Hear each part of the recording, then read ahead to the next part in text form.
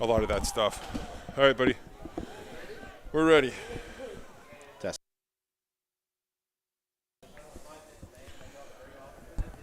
Welcome to Superior Heights. I'm Tony Bonifero, joined alongside Coach Bouge from White Pines and Jay Houselander in studio. Thanks for joining us for senior football action between the Superior Heights Steelhawks and the St. Mary's Knights. Coach Bouge, we just watched a pretty intense junior game. What are you kind of looking forward to in this game between these two, powerhouses of high school football here in Sault Ste. Marie?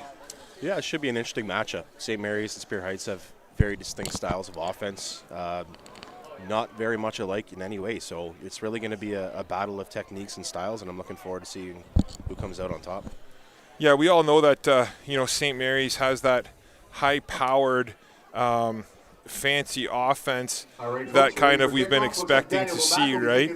And St. Mary's is known for their high-profile offense. Superior Heights kind of known for, just being an overall skilled team with, some really talented players on their side. So it's going to be an interesting matchup to see kind of how these two teams counter each other. As Bumbaco with a big kick, and it's taken by, I believe that's number 15, Goche Long. And he returns it to about the 28-yard line. So, Coach, we talked about what to expect here from St. Mary's offense. What do you kind of expect to see here from Superior Heights offense as we start the game off? Well, Paulo Rossetti, Coach Rossetti, he's very methodical. He's very technical. So I expect to see some new wrinkles. I expect to see some different stuff on special teams, some experimentation, no doubt, and just to see them improve on the things they've done in the early part of the season. I believe Gabe Barkley still playing quarterback? I believe so. That looks like him back there. So Gabe Barkley, a tremendous athlete, multi-sport athlete here for Superior Heights. I had the pleasure of coaching Gabe when he was in grade 9 in basketball here at Superior, and he gives 110% in everything that he does, and he's definitely a great kid who you can build a team around. So it'll be interesting to see how he kind of leads this Superior Heights team against this strong St. Mary's team. For the Superior Heights Steelhawks. Barkley with a QB keeper first play, and he's eaten up by number 91, Noah DeValentine from St. Mary's. Yeah, you can bet that this week in preparation, St. Mary's definitely told their defense, key on Gabe, ignore the dressing. So we'll see if Superior Heights can get something going with their additional pieces around Gabe to take some pressure off of him. Yeah, I look for Grant Rains, number 14 out here. I mean, he's one of the better wide receivers in this city. And, him and Barkley have a pretty good connection, so we'll see kind of how that goes as the handoff goes to Rains to the left side. And Rains able to get the edge. Grant Rains, he cuts back. And Grant Rains picks up about 7 yards on the play, so he's close to the first down. I think they're going to call him a little bit short. So it'll be third down and 1 for Superior Heights. Superior Heights will need more of that from the players around Gabe for sure. That jet motion won't be too effective for opening up Gabe if there's not big plays like that coming off of it. And in high school senior football here, the difference is it's only 3-down football, not 4 down. So Superior Heights is going to go for this third down early on here. And Gabe Barkley with a QB keeper up the middle. And my goodness, does he run hard, and he picks up 10 yards. And there's a flag on the play. I'm not sure what the flag's going to be on or for, but we will see. 22, Kean DeBoca. Did you see anything there? I must have been on the pile there at the end of the play. Yeah. So we'll see what the call is. It looks like it's going against Superior Heights. But I think it might be after the first down, like a dead ball foul. Seems to be that way, yep. My guess is extra bit of pushing on the pile there at the end after down.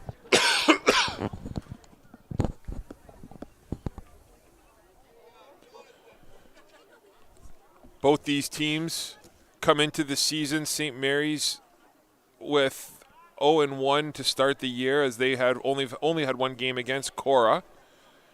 Superior Heights comes in, I believe, with the same record as they've only played one game as well, right, against Cora, if I'm not mistaken. This is both teams' second game of the season. Face mask on Superior Heights. So it'll be an offensive face mask call. I'll back them up 15 yards after the first down, so it'll be first. So it'll be first down and 10, Superior Heights, from their own 25-yard line. Since the penalty happened after the first down stands. They just lose the yardage. So Barkley will take the snap under center. And there's a handoff. A nice job by number 93, Nick Carter. Nick Carter in on the tackle. On the tackle. Yeah, you can look to hear his name called quite a few times today, that's for sure. I believe that was number 12, Kalen Cuglietta, who ran that ball. Cuglietta. So Cuglietta with a decent gain for pick up of 4 yards. We'll call it second down and 6.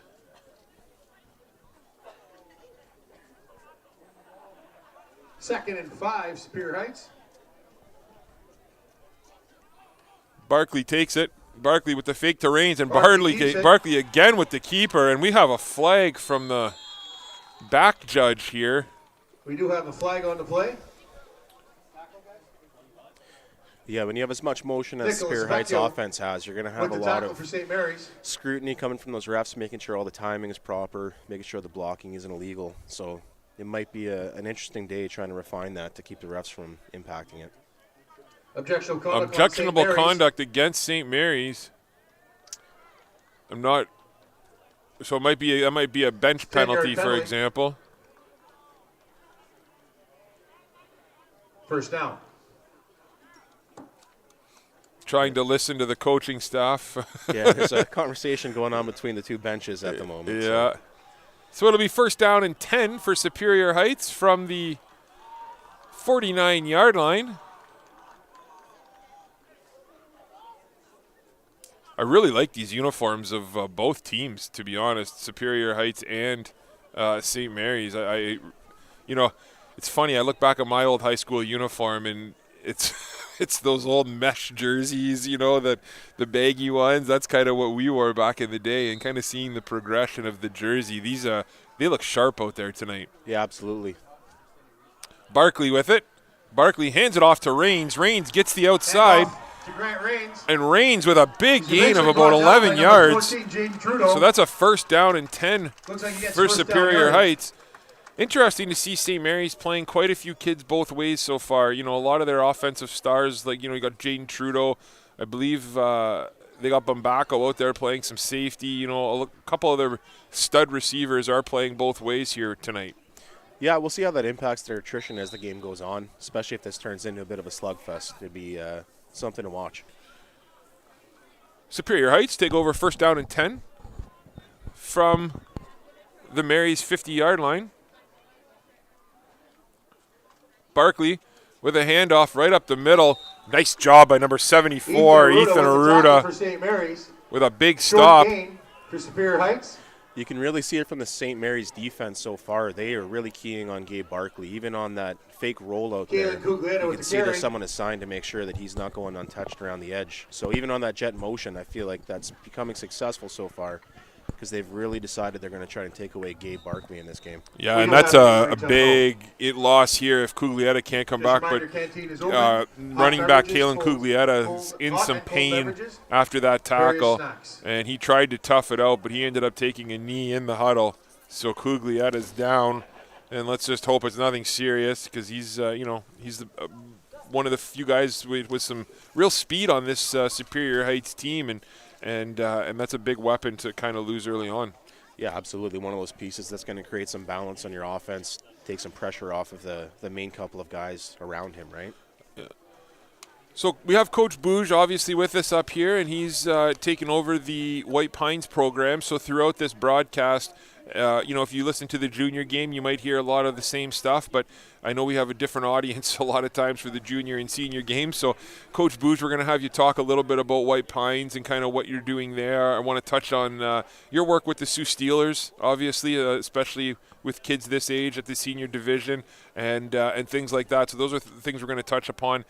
you know, as this game progresses with 8:14 to play here in the first quarter, Like second down and 9, we'll somewhere call between it. 8 and 9. And it sounds like we got a Superior Heights. timeout Superior Heights. So let's talk a little bit about White Pines and kind of what you're doing there. So White Pines, obviously a storied program, been around for years. The last few years since Barry Rushing kind of retired, it's been up and down there. It's been difficult to kind of get the program going. You've dedicated yourself and put in a ton of time there to really revitalize that program. So can you talk a little bit about what you're doing at White Pines? Yeah, I mean, over the last decade, as you mentioned, since Barry Rushing was able to retire, it's been a constant effort to bring in somebody to bring some stability. Got to compliment guys along the way, like 5 o'clock right here. Coach Bill Butler, yourself. Spent a bit of time there trying to help out Marco Bernabucci, Chris Figures. A lot of guys that kept the hopes alive. And then a couple years ago, Cody Busno and I, a couple of alumni during those good years where we were making championship runs. We wanted to see White Pines come back. We wanted to make sure the kids at White Pines had a place to play football, that they weren't missing out on that opportunity. So brought some stability there. Kids started coming. Now we have some great coaches who are jumping on board, including Coach William Bazawa, who's now a teacher at the school full-time as well. So big impact on the turnaround there as well. And you can see every year our program getting more and more stabilized. And next year we should have senior football, which is a great thing. Which is absolutely amazing. I mean, you ask any person in Sault Ste. Marie that's involved with any sort of high school sport, and I'll finish this thought after this play, as Barkley takes the snap. Barkley back to pass. He looks, and there's a little screen pass to number 15, Gauthier Long, and he's able to scamper for about 6 or 7 yards. But to finish my point, you ask anybody who's involved with high school sports in Sault Ste. Marie, and everyone will tell you that having a successful football program at White Pines is massive for football in Sault Ste. Marie, and there's a variety of reasons behind it. But having that stability of you and Coach Baz and what you guys are doing there, just the overall impact that has on football in Sault Ste. Marie is significant. So, you know, it's a great thing you guys are doing there, and we thank you because it's definitely needed. Well, we're glad to be a part of the community, that's for sure. Barkley keeps it. Barkley with a big run to the right side. He's able to escape a few tackles, and he picks up the first down on a 3rd down and 3. Seems like Coach, every time it's 3rd down and short, they're just giving it to their best player and saying, make a play, get us a couple yards. Yeah, you have to dare St. Mary's to stop you. When you're in a situation like that, let your best player eat and see what happens. And St. Mary's definitely seems to have a game plan to try and slow down Barkley, but you can only do so much. Barkley takes the snap. And Barkley again with a big hole up the middle, able to get some yards. I mean, that O-line is just Barkley pushing keeps people the ball around in. right now. It's pretty impressive at this early stage of the game. Seamus Parlow with the tackle. Yeah, that number 66, that's About 8 yards Jeff for Layton, Barkley. the big boy up there at the middle of the 2nd and line, 2. number 69, Dunster.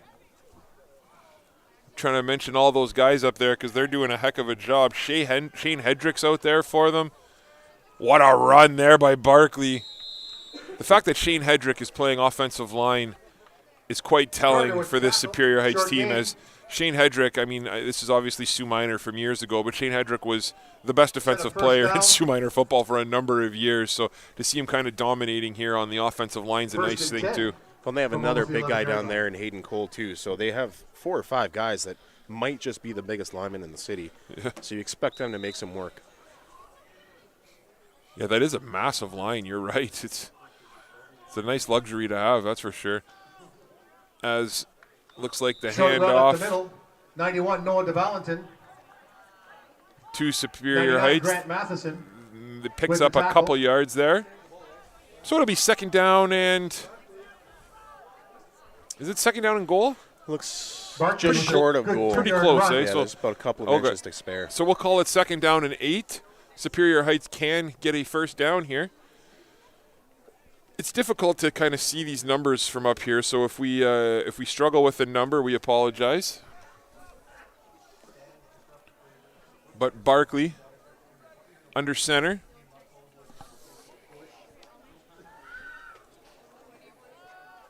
Barkley looking to pass. And Barkley's pass was that caught? It looks like it was caught. So now it's going to be just a short short. spot. Yep. So we talked about that being just short, so that's going to be close to a Pass is first complete. down, but you have an opportunity here if you're Superior Heights to Great catch by Grant punch this Raines, in pretty right at the early. 1 yard line.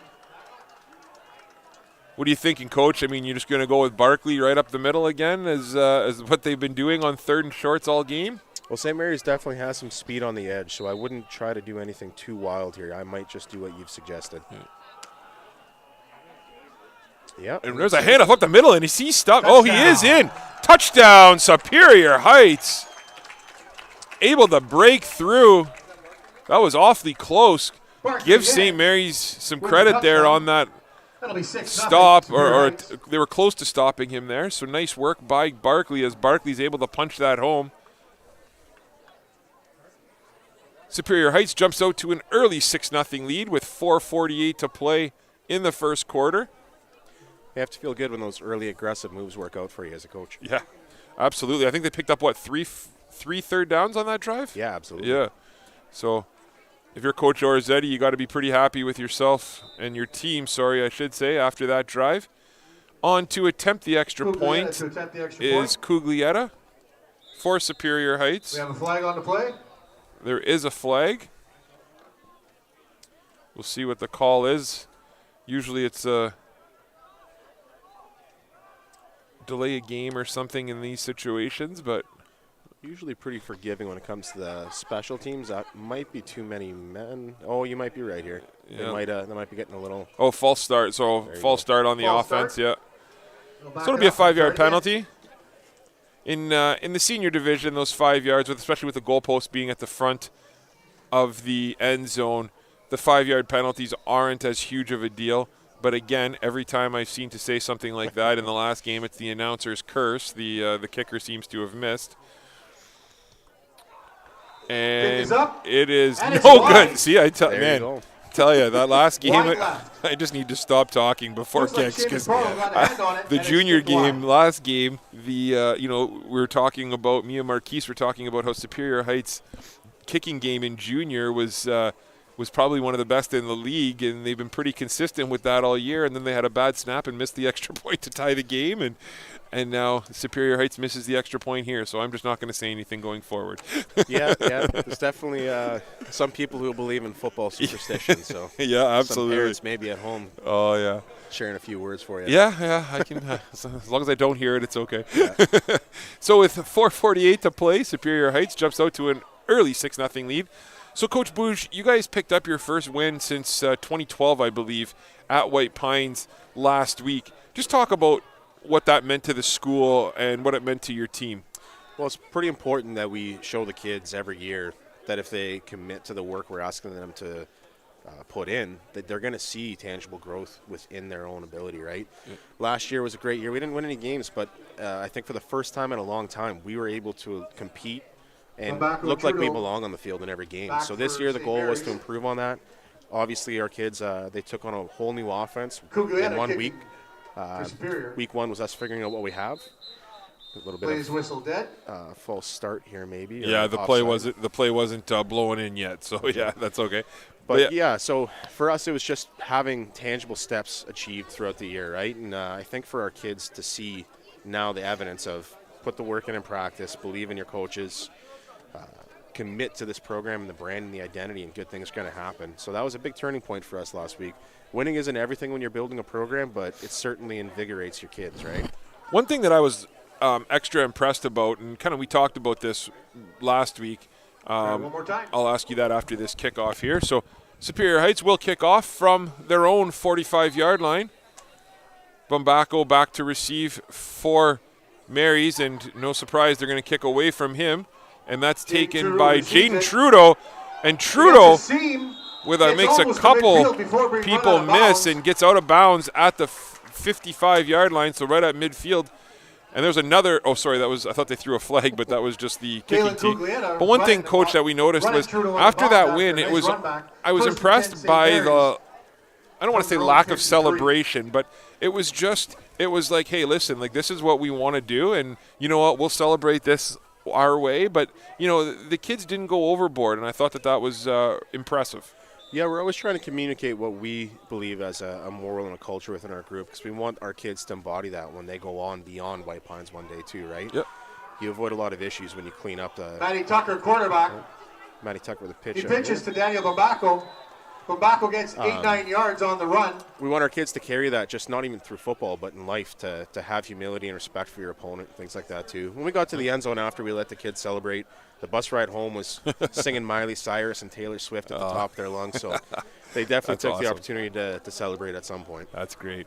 Matty Tucker takes the snap for St. Mary's under center. Tucker last week, you could tell it was his first game in senior, a little nervous first couple throws, but my goodness, did he come through in the end. I mean, he improved as the game went on. He made some beautiful throws, made some beautiful plays, and Matty Tucker really surprised me last week with just the way he was able to kind of bounce back and play. So looking forward to watching Tucker now and kind of continue his growth as a quarterback as he hands the ball off right hard up the middle to number 5, Braden Lutzy. And he's tackled quickly by number 30. By Gavin Nye, number 33. Gavin Nye. Yeah, I've had the chance to know Matty for quite a few years. Obviously, his father, a Sioux Steeler, Royal, a Hall of Famer. So I've gotten a chance to know Matty for quite a while. Talked to him this week. He said took a few reps in series for him to realize the speed at this level is a bit different, but he settled in nice in the second half. Yeah, absolutely he did. He played an outstanding game. As St. Mary's now has 5 receivers, empty backfield, 5 receivers to the left of Tucker. They got Trudeau single coverage on the outside, and he throws it up to number 81, Jack McPherson, just out of reach. Tucker absolutely made the right read on that play. Just overthrew McPherson a little bit, but, nice play call there by Mary's. Punt team is on. And Mary's will punt with 3rd and 9. What a luxury you have in weapons when you have a grade 11 and Jack McPherson as your 4th option in the receiving game. Yeah, that is pretty nice. Bambaco, one of my favorite things to watch in high school football this year and last year was the leg on Bambaco. I mean, this kid can kick the football. And he kind of struggled a little bit last week. I think there was a little bit of wind and maybe some nerves. But, I expect Bambaco to see some boots here. And wouldn't be surprised if they can get a point in just like that. Beautiful. Yeah. And what a job. What a job by, I'm not sure who that was. Was that Grant Rains? It's like number 14, Grant Rains. Outstanding job by Grant Rains just to even get a hand on that ball, keep that out of the end zone. Absolutely.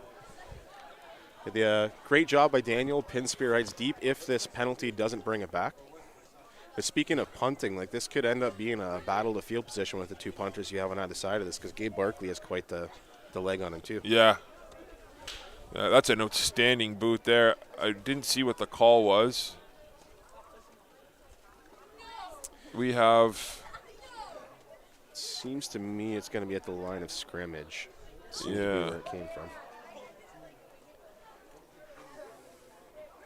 So I think the question for Superior Heights would be, did Grant first make contact with that ball in the end zone? Because if he did, the ball would automatically come out to the 20, right?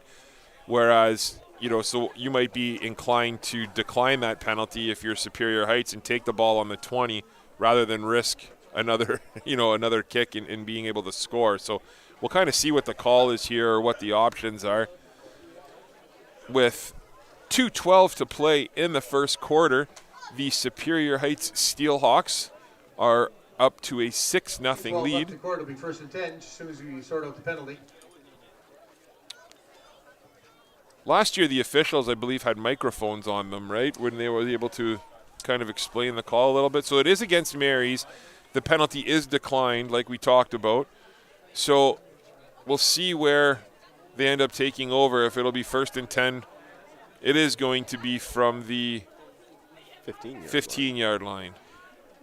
So maybe they were given the option to apply the yards at the end of the play, yeah. But the official did wave it off too. True. So yeah. So you might absolutely have called it. Yeah. I believe though it's supposed to be the 20 when it is the 20. Yeah. So that's why, not too sure, but that's okay. Well, Superior Heights is going to take over 1st and 10 from their own 15-yard line, going left to right here on a beautiful night from Superior Heights Field in Sault Ste. Marie. We thank everybody for tuning in to Saultsports TV. Barkley under center, from the shotgun. Barkley takes the snap. He hands it to Rains on the left side, and nice job by Jaden Trudeau as he eats that up. Number 14. Flag on the play. And there's a late flag on the play there. Jaden Trudeau went on the tackle. We do have a flag on the play. And it looks like it's going to be against St. Mary's. It'll be We do have a penalty. Looks like it's on St. Mary's. sounds like it's a UC penalty. Or an OC, objectionable conduct.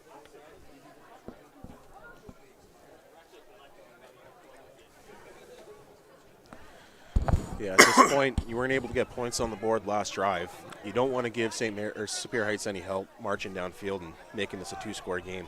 That's right. Actually, they called a rough play, and the officials writing down the number. I didn't see the number, so Trecarton, I believe, is leaving the game. Landon Trecarton. Okay, He was the one that got the penalty. That'll be a 15-yard penalty, and that takes Superior Heights all the way to their 30. Lots of flags here early on in this game.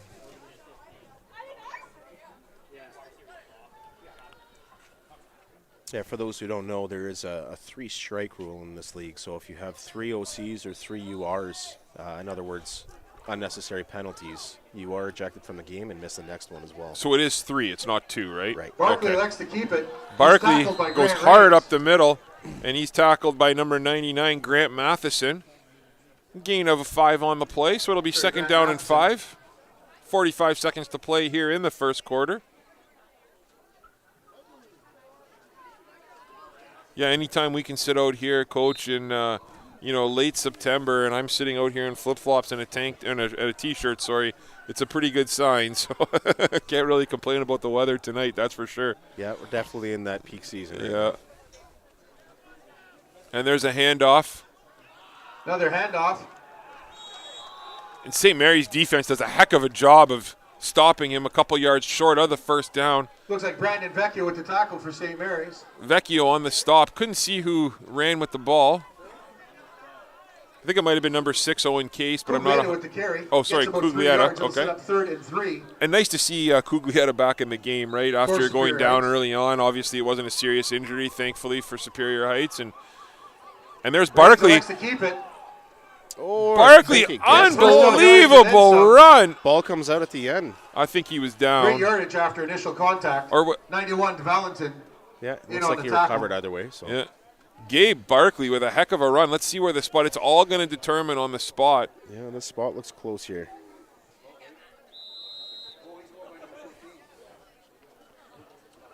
You got Brad Jordan here, the linesman. Yeah. Legendary figure here in the Sioux. So the ref ran all the way over to the sideline, then spotted the ball, and now they're measuring it. A different approach here, but yeah. I don't know if I've ever seen that before, Coach. Yeah, I think that's a first for me too. Yeah. Let's run over to the sideline, spot the ball, and then measure.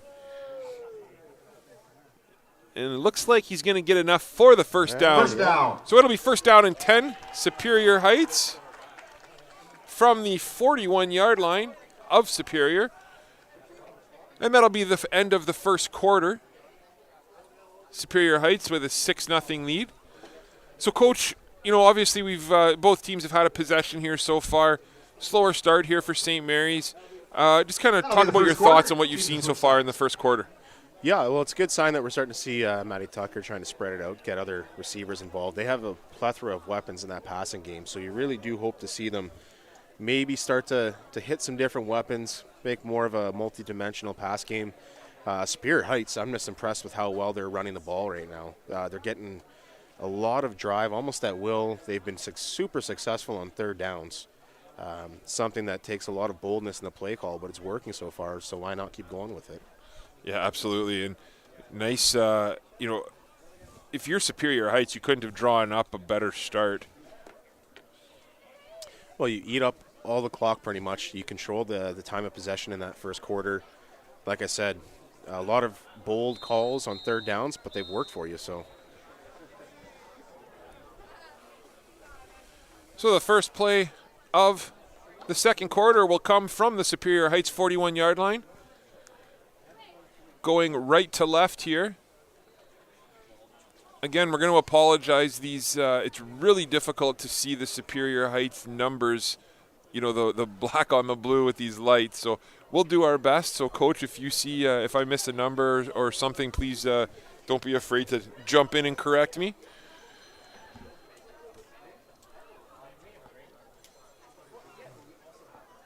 So obviously Superior Heights is having a ton of success early on here, running the ball hard up the middle. What adjustment would you make if you were St. Mary's to try and stop Bark? That is enough for a first down, so it'll be 1st and 10. Superior Heights from their own 52-yard line. So they use the jet motion behind Barkley there to get the linebackers thinking to the right side. Gabe Barkley tucks it and goes the other way. So a lot of misdirection, a lot of mismotion, trying to help Gabe Barkley open up some lanes. And Superior Heights being very methodical with their offense. I think they know that, you know, they want to keep this St. Mary's high-powered offense on the bench as long as possible. So I'm sure they're perfectly happy getting 3, 4, 5, 6 yards every play. No doubt. Barkley with a handoff to Rains. Rains tries to make a move on Trudeau. Trudeau takes him down. You know, 5-6 yards. Nice run by Grant Rains there, but also terrific job by Jaden Trudeau, who didn't really fall for that little shoulder fake. And, you know, you got Grant Rains running at you, who's one of the fastest kids in the city. So for Trudeau to be disciplined enough to kind of stay home there makes a nice play and prevents a big gain. Yeah, absolutely. You have two great athletes out on the edge. Turns into a one-on-one battle there, and Jaden Trudeau won that one this time. Good hard-fought 5 yards there by Grant Rains, though. 2nd down and 4 for Superior Heights. 2nd and about 4. And there's a handoff right up the middle. Hand up. Nice stop. But what a second effort. Good Grant Matheson wraps him up. But what an effort that was by, it might have been Cuglietta again. That was one of those, number 1, sorry, that's Ty Russian. With the run. That was one of those plays, Booge, where Russian just kept his feet moving. But on the other side, Matheson didn't allow him to really keep that momentum going and actually held him stopped him short of the first down. So you're going to have 3rd and short. Heck of a play by Matheson. Yeah, now another crucial decision here by Coach Orzetti to Barkley. And Barkley picks up the first down. And I don't know how many times in a row you can win on 3rd and short going for it. Yeah. They're on some kind of streak right now. That's 4 for 4, I think, so far in this game with 9:34 to play. And again, if you're Coach Orzetti and you're Superior Heights, you're loving this so far, right? Eat up the clock, keep that offense off. And especially with, you know, you got a lot of kids playing both ways now for St. Mary's. Tire them out on defense, right, and slow them down on offense. Yeah, absolutely. It turns into a battle of attrition as the game goes on. The one thing with St. Mary's, though, they have so many weapons with that passing game, and in 3-down football, a dangerous pass game can flip the script real quick.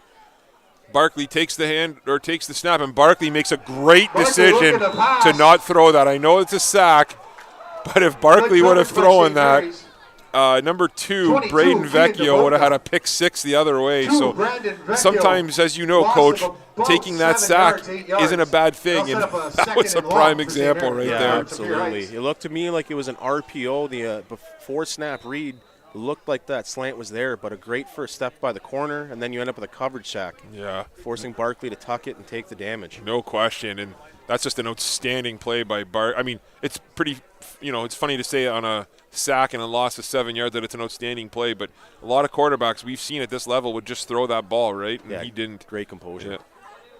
Barkley rolls to his right. Barkley throws a beautiful ball, but right in the middle of everybody, and that's an incomplete pass. Nice pressure by number 93, Nick Carter. So it'll be 3rd and long here for Superior Heights, and you know, now you talked about it earlier, Coach. You talked about the field position battle, and now we get to see the leg of Barkley from roughly the same spot that Bambako punted from earlier. Yeah, you have 2 kids that grew up playing soccer. They have great legs on them when it comes to be able to drive the ball downfield. So it's really interesting in Sault Ste. Marie when you see the propensity for multi-sport athletes and how it impacts the game. Yeah, and we talk about playing multi-sports, and that's a touchy subject for some people in town with hockey and those types of things. But again, it's you listen to people, and the importance of playing more than one sport definitely outweighs the negative. And what a boot by Barkley! Yeah, nice job by St. Mary's to catch that in the air, and that's Bumbacco. And Bumbacco, he's dangerous with the ball in his hands. And Bumbacco gets to the right side. And nice job there by Superior Heights. But he stays on his feet. And you're going to see a late tackle there. And you might see another one. Terrific run. Number 29. Eventually run out of bounds by number 29, Trenton Miller. Sufo Miller is a pretty good football player in his own right. And I understand the penalty there, but that's one of those plays where it's almost like the momentum kind of took both players down. Again, you have to make the call, right? That was a good call, but I don't think that was a malicious play by any means by Miller there. No, I think it's just circumstance of the rules, right? 100%. The momentum got you, and unfortunately you have to take the consequences. So it'll be first down and 10, St. Mary's. Oh, we got Gabe Barkley taking a knee here. That's not ideal. Yeah. Let's just hope that's looks like rough play. Let's hope that that's an I'm tired, I need to take a break knee, because looks like that's the 34 yard line of Superior Heights. We do have an player. For him to go down, he's feeling it, right? So he's a tough kid. So yeah, the only other thing I can think of there, he was one of the last ones to try and take down Bumbacco on that play, and Bumbacco gave a nice little cutback, and it kind of twisted up Barkley in where he kind of broke down. So hopefully it's nothing more than a stinger or a bit of a twist, and he's good to go, because that'll definitely impact Superior Heights' game plan tonight. So 15 yards will be tapped on to the end of that play. So it'll be first down and 10, St. Mary's from the Superior Heights 34-yard line with 7:18 to play here in the second quarter. First and 10, St. Mary's. Tucker in the shotgun. St. Mary's comes out with 6 wide receivers. Matty Tucker, quarterback for St. Mary's. Motion to the right, and they're going to run with Bumbacco up the middle. There's flags everywhere. He gets some good yardage after initial contact. We do have a flag on the play. I'm going to say offside. Not sure what the flag's going to be. We'll see here in a second. Gain of about 6 on the play by Bumbacco. That's an interesting play call there, right? I like that formation by St. Mary's, kind of moving Bumbacco and, getting the ball into the playmaker's hands. Yeah, trying to be creative, getting him some space to do some damage. Obviously, Superior Heights has no doubt made a game plan for him as a wideout, but when you can kind of sneak him into an alternative role, it kind of breaks that game plan a bit. Offside on Superior Heights. It's a 5-yard penalty, be second and short. So second down and 1. Tucker from the shotgun. Malcolm in motion. Malcolm with a beautiful crack block, but that's going to be a flag. Pitches to absolutely. Jack McPherson. He's all the way in. Jack McPherson's touchdown will get called back. Flag on the play. You cannot do that anymore in football. That's an old classic block that we grew up on, right? We grew up coaching that block. We grew up. I played defensive end. I was on the receiving end of that block countless times, but I'm assuming that's what they're going to call here. Let's not get ahead of ourselves, but I would guess that too. The problem with crack blocks now, you really do have to lead with the hands, and the refs have to see that, right? You can't lead with the shoulder or head. You can't just lay a kid out like what's done there, eh? And that's obviously what's best for the game these days too. You want to make sure kids stay on the field. We want to avoid injuries, and kudos to the game for making the game safer as the years have gone on. But like you said, I've played edge rush a lot in my life too, even on special teams, the ability to just blindside a guy on a block. It was an exciting part back then, but now we know more about the health and safety of the sport. So it's good to eliminate those portions. Yeah, and you know what? Matt Malcolm, I mean, he made that block, but that's what he's coached to do too, right? You're coached to make that block, and Malcolm just a little too excited there, but he absolutely laid a shot there. So it'll be second down and 15. Good call by the officials. It looks like a timeout or change of hash mark here. One player, coach, that I expect to kind of see a little bit more from here tonight. I was surprised they didn't use him much last game. Is number 10 Nate Carter for St. Mary's. He was the junior MVP last year. I know he's only in grade 11, but he is a heck of a football player, and I don't think he had a catch last week. So No, he had quite a few targets. Matty Tucker just wasn't really able to get it to him, so we'll see if that changes here today. McPherson on the screen pass, nice blocking out front, so that'll be 3rd down and about 8 again. He gets about 6 for yards. St. Mary's. What are you doing here, Coach? 92. If you're Coach Monaco, Joya. what are you calling? At this point, I don't want to miss a field Superior goal Heights. and give They'll Superior set up 3rd Heights and long for St. Mary's. too much field goal or field position. It does look like they're thinking about going for it here, though. Yeah, it's tough, right? When you got a guy like Daniel Bambako who can, kick 40-yard field goals, no problem. It's a nice weapon to have, but again, with this high-powered offense, you think that you'd want to take the shot here, and they're going to. Maybe trying to get them offside here, get it a little closer. Yeah. Potentially a timeout coming. Oh, no, looks like they're calling it a play. We're going to go for it. Tucker takes the snap. Tucker looks to his right. Tucker looks at Trudeau. Jaden Trudeau's deep. He's open. And Trudeau, what a catch. Oh, no. Out of bounds. Oh. Is it? This is where it comes to the 1 foot or the 2 foot rule. Yeah. And In Canada, it is 1 foot. Pass defended by It's number a tough 15. call, though. Coach Long.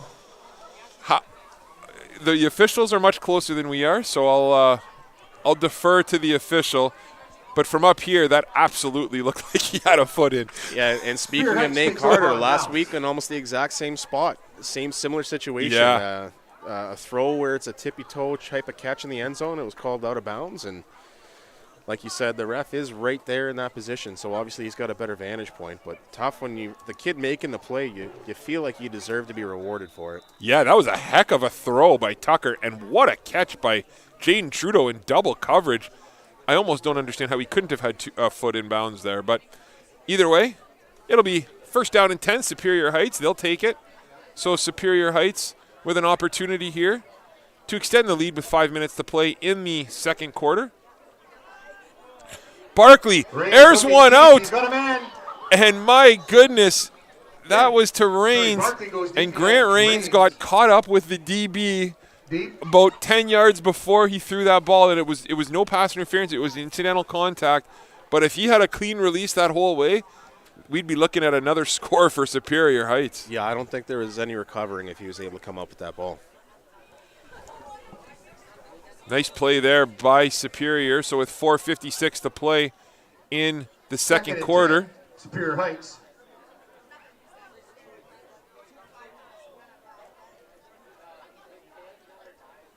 Barkley, he hands it off, Barkley handoff. and He's he met is immediately just swallowed up by number 4, Darian Pucci. Number 6. Darian Pucci is an outstanding young athlete, grade 11 Sets up player. 3rd and long. He played last year for St. Mary's, was arguably one of the top 2 or 3 players on the team. And Darian making his presence felt here tonight with a huge stop for St. Mary's with 4:28 to play. Yeah, Darian had an excellent summer with the James University Sabercats as well, so.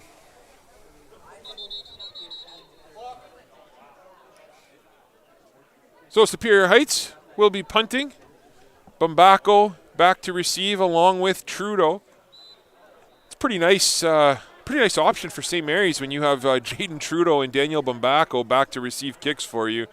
You know, it's one of those things where if you're coach or Izzetti, it's almost like you're asking Barkley to aim for the sidelines here or kick away, because you can't kick away from either of them. Yeah, you don't want to put yourself in a situation where you're giving away the yards that you gain on special teams. Oh, a nice bounce there. Snap. That's Nice going to kick. be right in the wheelhouse. Yeah, right to Bambako. Fielded by Bambako. And that's a block in the back He by tries to get to the 58. outside. No, He's eventually tackled, looks like by number 8, nice stop Colt Yeaman. by We do have Colt a flag Yeaman on the play.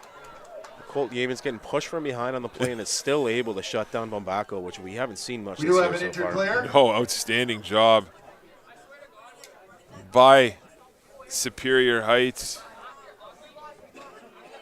Yeah, when you kick the ball to Bambako and he only gets 3 or 4 yards on a return, you're doing something right. No kidding. We saw it last week with a touchdown against Cora. Daniel Bambako, whenever it's in his hands, you really have to be on your game because he can turn it into a big play and it's instant.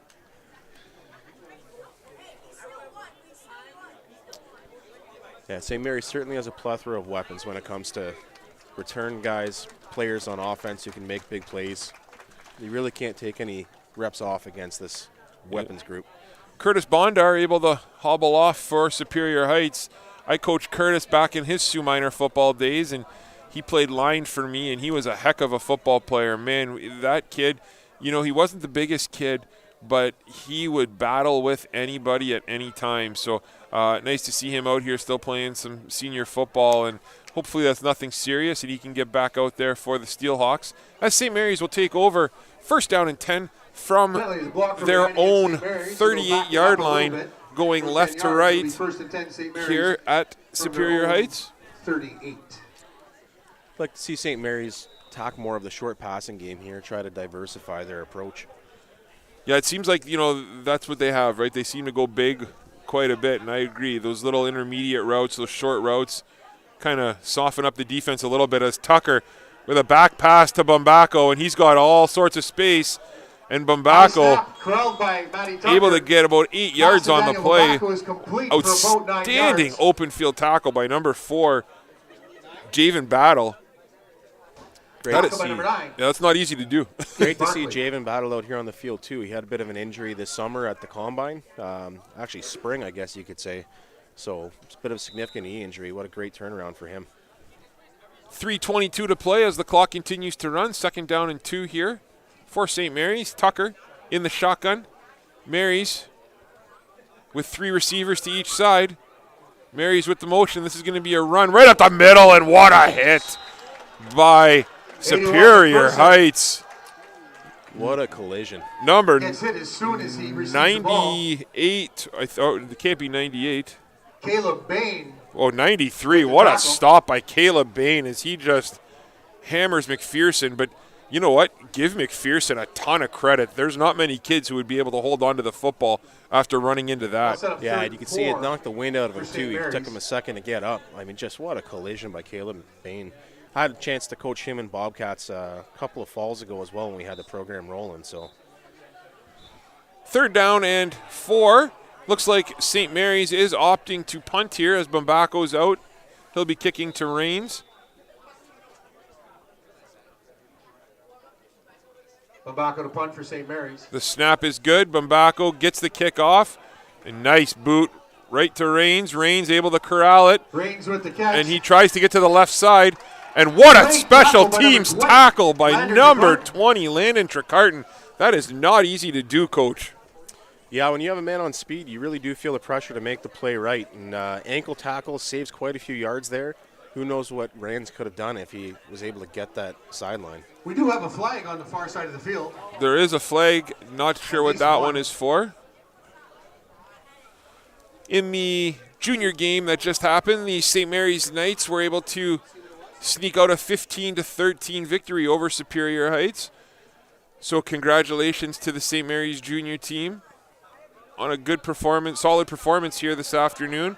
But also Superior Heights deserves a lot of credit. Superior Heights came out and played an extremely strong game. Their offensive line was absolutely dominant for the junior team. And, it's not every day where we give an offensive lineman a Player of the Game award, but Andrew Church for Superior Heights absolutely deserved it. So congratulations to him and Cole Rivet for St. Mary's, as Cole Rivet played an outstanding football game as well. Barkley with 2:33 under center. Barkley back to pass. Quick pass there. To number 11. Nice completion, but there are 2 flags on the play. Ray Ramiel with the catch. Ray Ramiel is the definition of a football player. That kid, I coached him for a number of years, and you've coached for a long time too. He's one of those kids where it's, if you're in the middle of a drill, he used to play wide receiver for me, and you're in the middle of a drill and no one's stepping up to play linebacker. Ray Ramiel's the first kid in there. He's the first kid to do everything. And he was an absolute pleasure to coach, and he definitely made our team better. And nice to see him out here contributing at wide receiver. But I'll tell you this, he's one of those players, you can put him linebacker, he'd be real good. You can put him corner, he'd be real good. You can put him half, he'd be real good. He's an absolute he's one of those kids that's just you need to have on your team to have success. Yeah, he's one of those kids that allows you as a coach to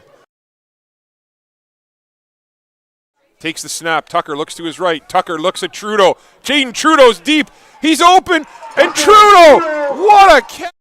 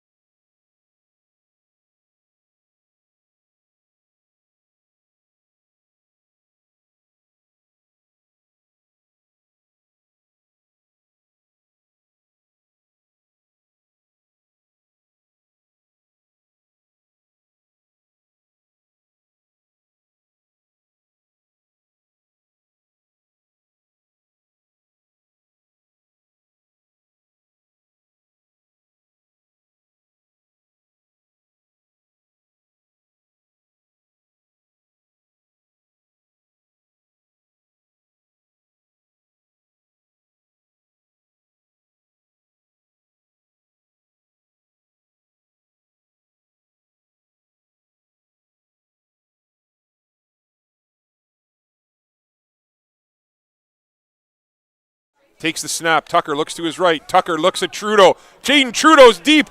He's open. And Trudeau, what a catch.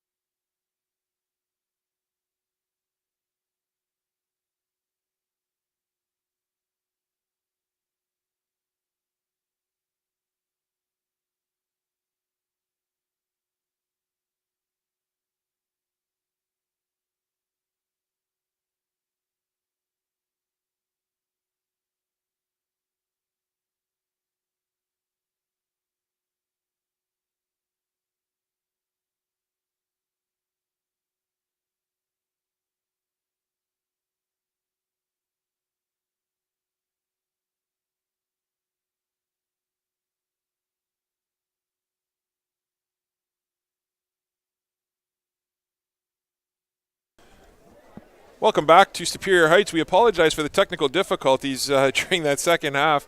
We'll have to revisit some of the topics that me and Coach Bouge talked about. But I'm joined alongside Coach Tom Annett from the Cora Colts. Coach, thanks for joining me here tonight. My pleasure, Bono. So, Coach, obviously pretty exciting news with Huron Heights coming here tomorrow and a big game for you guys. Kind of talk a little bit about Huron Heights, what makes them such a big deal, and kind of what you're expecting tomorrow. Yeah, they're a solid program, and they've been a solid program for many years. I think that's where the hype comes from. They were ranked, I think, second or third all last year in the nation, and they drew a bowl game against number 1 St. Thomas More last year, and they beat them by a few scores in that bowl game. So currently ranked number 1 in Canada on basically every outlet that does that for high school football. So they run a triple option type offense too, which is really unique that we don't see. Well, I think they're the only program in Canada that runs triple option, to be honest. Mm-hmm. So that's a unique brand of football. And the other thing I think they have that's a big advantage is they're pretty much the only high school in York region that's playing Tier 1 football. So a lot of schools there just aren't offering football, so they get a lot of kids transfer in their last few years and are eligible to play because they didn't play at their previous high school. So they're picking from a pretty large population, and on top of that, it is a pretty large school, bigger than any of our local schools. For sure. So what kind of led to them coming up here, right? How does Sault Ste. Marie get, Huron Heights, the number 1 school in Canada, to come up here and play, right? Well, the short answer is not too many people down there want to play them because they're too good. From what I understand, they had their league and it kind of folded. So like I said, they're the only school in York. So then they joined the private league, which is like St. Mike's, St. Andrews College, the private schools, and they've been in that league for a couple years. And from my understanding, they kind of sneakily kicked them out of the league this past year. I think they didn't like Huron Heights winning by large margins. Yeah. So they were stuck without any games. He kind of found out at the start of the summer he had no games. His schedule folded. So they needed a few games to be eligible for an OFSA Bowl against Ontario teams. So Coach Weir there, who does a great job, and now they're traveling all over the province trying to get these 6 games. And, we're thankful they're coming here to play us, and it's crazy they're coming the following week, too, to play St. Mary's. So yeah, I think it's amazing. I think that's also a testament to kind of what you've built here in, at Cora and also in Sault Ste. Marie, and kind of built the program up where these teams are actually willing to come up here now, right, and play, right, whereas before we might not get to see that up here. So, obviously you guys at Cora have a really successful program going. You guys have an outstanding team this year. What are your guys going in tomorrow with? Are they going in with the attitude of, hey, we can play with these guys and we're gonna give them our best shot? Are they going in with the attitude of, hey, we're just happy to kind of be on the field with them? Kind of, how are you kind of taking this from your team? Obviously, it's a tough challenge. Oh no, we're all in to compete. Yeah. I think what gets overlooked is just the quality of high school football played in Sault Ste. Marie. We've been fortunate to make it out of the city the past few years, but I'll tell you, the games we have in our city are usually the toughest games. Even we're playing the top teams from other regions when it gets to regional playdowns and OFSA. So, like the rankings are great and stuff, but I know for a fact a lot of the teams in the city are overlooked. I know all 3 of our local teams, I 100% believe, are significantly better than other teams that are ranked in these top 50s. So I think it's a great chance for us to compete, and we'll see what happens, but I think we can play with them, and compete's one of the core values in our program. Yeah. So our kids are excited, and they expect success. Yeah, and I think that's important, right? And I agree with you. I think Sault Ste. Marie football is kind of overlooked a lot, and I think this is a huge opportunity for just for the Sioux to kind of get that recognition and get that publicity. So Huron Heights are going to come up back-to-back weekends, correct? They're playing you guys tomorrow and then St. Mary's next weekend, correct? Correct. Okay, so you guys obviously coming tomorrow, there's been some restrictions on fans and students coming in, those types of things. Have you heard about anything like that for tomorrow? Because I've had that question already, and I'm just kind of curious if you can kind of talk on that. Yeah, there are no restrictions for our game tomorrow. Yeah. We're hoping we get a huge crowd, not only from Cora fans, but I think the whole Sault Ste. Marie football community. I'm sure some kids from St. Mary's who are playing the following week want to check out the action as well. So, come on out, support it. The team, obviously, we expect fans to be on their best behavior and cheer in a positive manner. I think because it's only one local school, though, we're kind of relaxing those restrictions for this. And And yeah, we're expecting a really big crowd, though. I think it's great for the entire Sault Ste. Marie football community to see this game. Absolutely, and I think it's one of those moments where, obviously there's lots of rivalries in the Sioux, right? And I think it's nice that the whole city can kind of get behind one team, right? Get behind you guys tomorrow, and then get behind Mary's kind of going forward. So thank you so much for doing this, Coach. Obviously, we're super excited for tomorrow. Thanks for putting this together, and best of luck. Thank you. Go Colts, TPW. We'll be back in about 1 minute time with second half action from Superior Heights.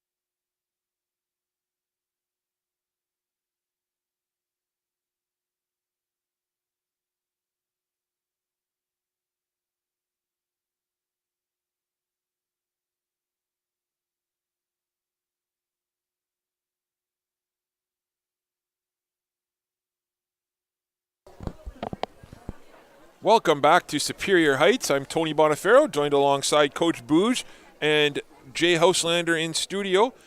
We understand we had some technical difficulties for that whole second quarter, so we apologize. We'll revisit some of the topics that we discussed, the Sioux Steelers and Coach Bouge's involvement with them and kind of how that program has developed. So we don't know when we got cut off, so if we repeat ourselves a little bit, we do apologize. But yeah, thank you so much for everyone for letting us know about the technical difficulties. I know Dylan Monaco's listening in and watching from Bishops, so thanks for tuning in. And Coach Rocco Martone let us know what was going on, Chris Thibodeau, so we really appreciate the feedback, guys. Let us know what's happening, and we'll do our best to fix any errors that we do have. So thanks for that. We are live here from Superior Heights, getting ready to start the third quarter. St. Mary's with a 7-6 lead over the Steelhawks.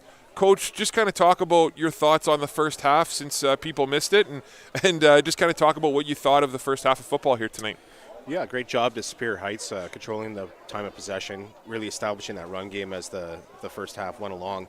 But again, with the St. Mary's offense, they just have so many explosive weapons. It just takes one opening, and all of a sudden the complexion of the game changes. So I believe it was Jaden Trudeau on the edge with that touchdown, right?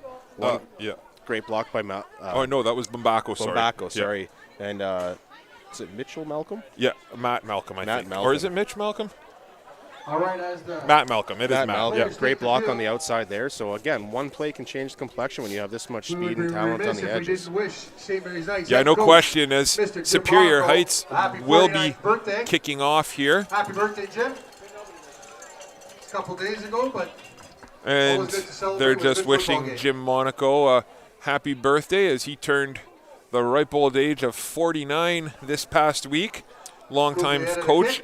Oh, he said 29 in our group chat the other day. Okay, yeah. So Superior Heights will kick off from their own 45-yard line, going left to right here in the third quarter.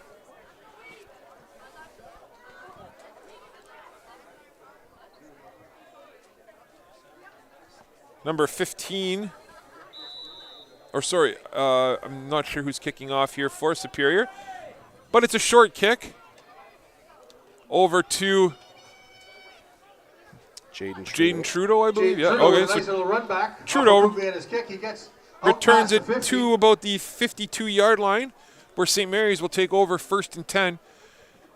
Coach, we really saw St. Mary's offense really, come together in the second quarter there and just play extremely well in that second quarter. What adjustments did you see that they made, going from the first quarter to the second? Well, you're starting to see their grade 11 quarterback, Matty Tucker, get more comfortable spreading it amongst his options, getting more comfortable using the under options, the short, shallow routes. That's really going to open up the deep game later on, and you need that in order to have a successful passing game as they do. So Tucker will take the snap from the shotgun. Mary's lines up, 3 receivers to each side of Tucker. And they line up, and there's the snap, and there's a run up the middle. Big run there by number 9, I believe, or number 6. Darian Pucci, number 4? I think that was number 5. Yeah, Braden Lutzy, that makes more sense. Braden Lutzy with a nice run up the middle there. Gain of 7 on the play, so it'll be 2nd down and 3 for St. Mary's. Yeah, the one advantage of having an empty backfield is you do start to see some running opportunities along the way. Yeah, you see Superior Heights, they're basically running a soft cover 3 in a sense, as their 2 corners and safeties are just coming straight back. And Tucker with a little quick screen pass to the outside, and it's caught. Screen pass.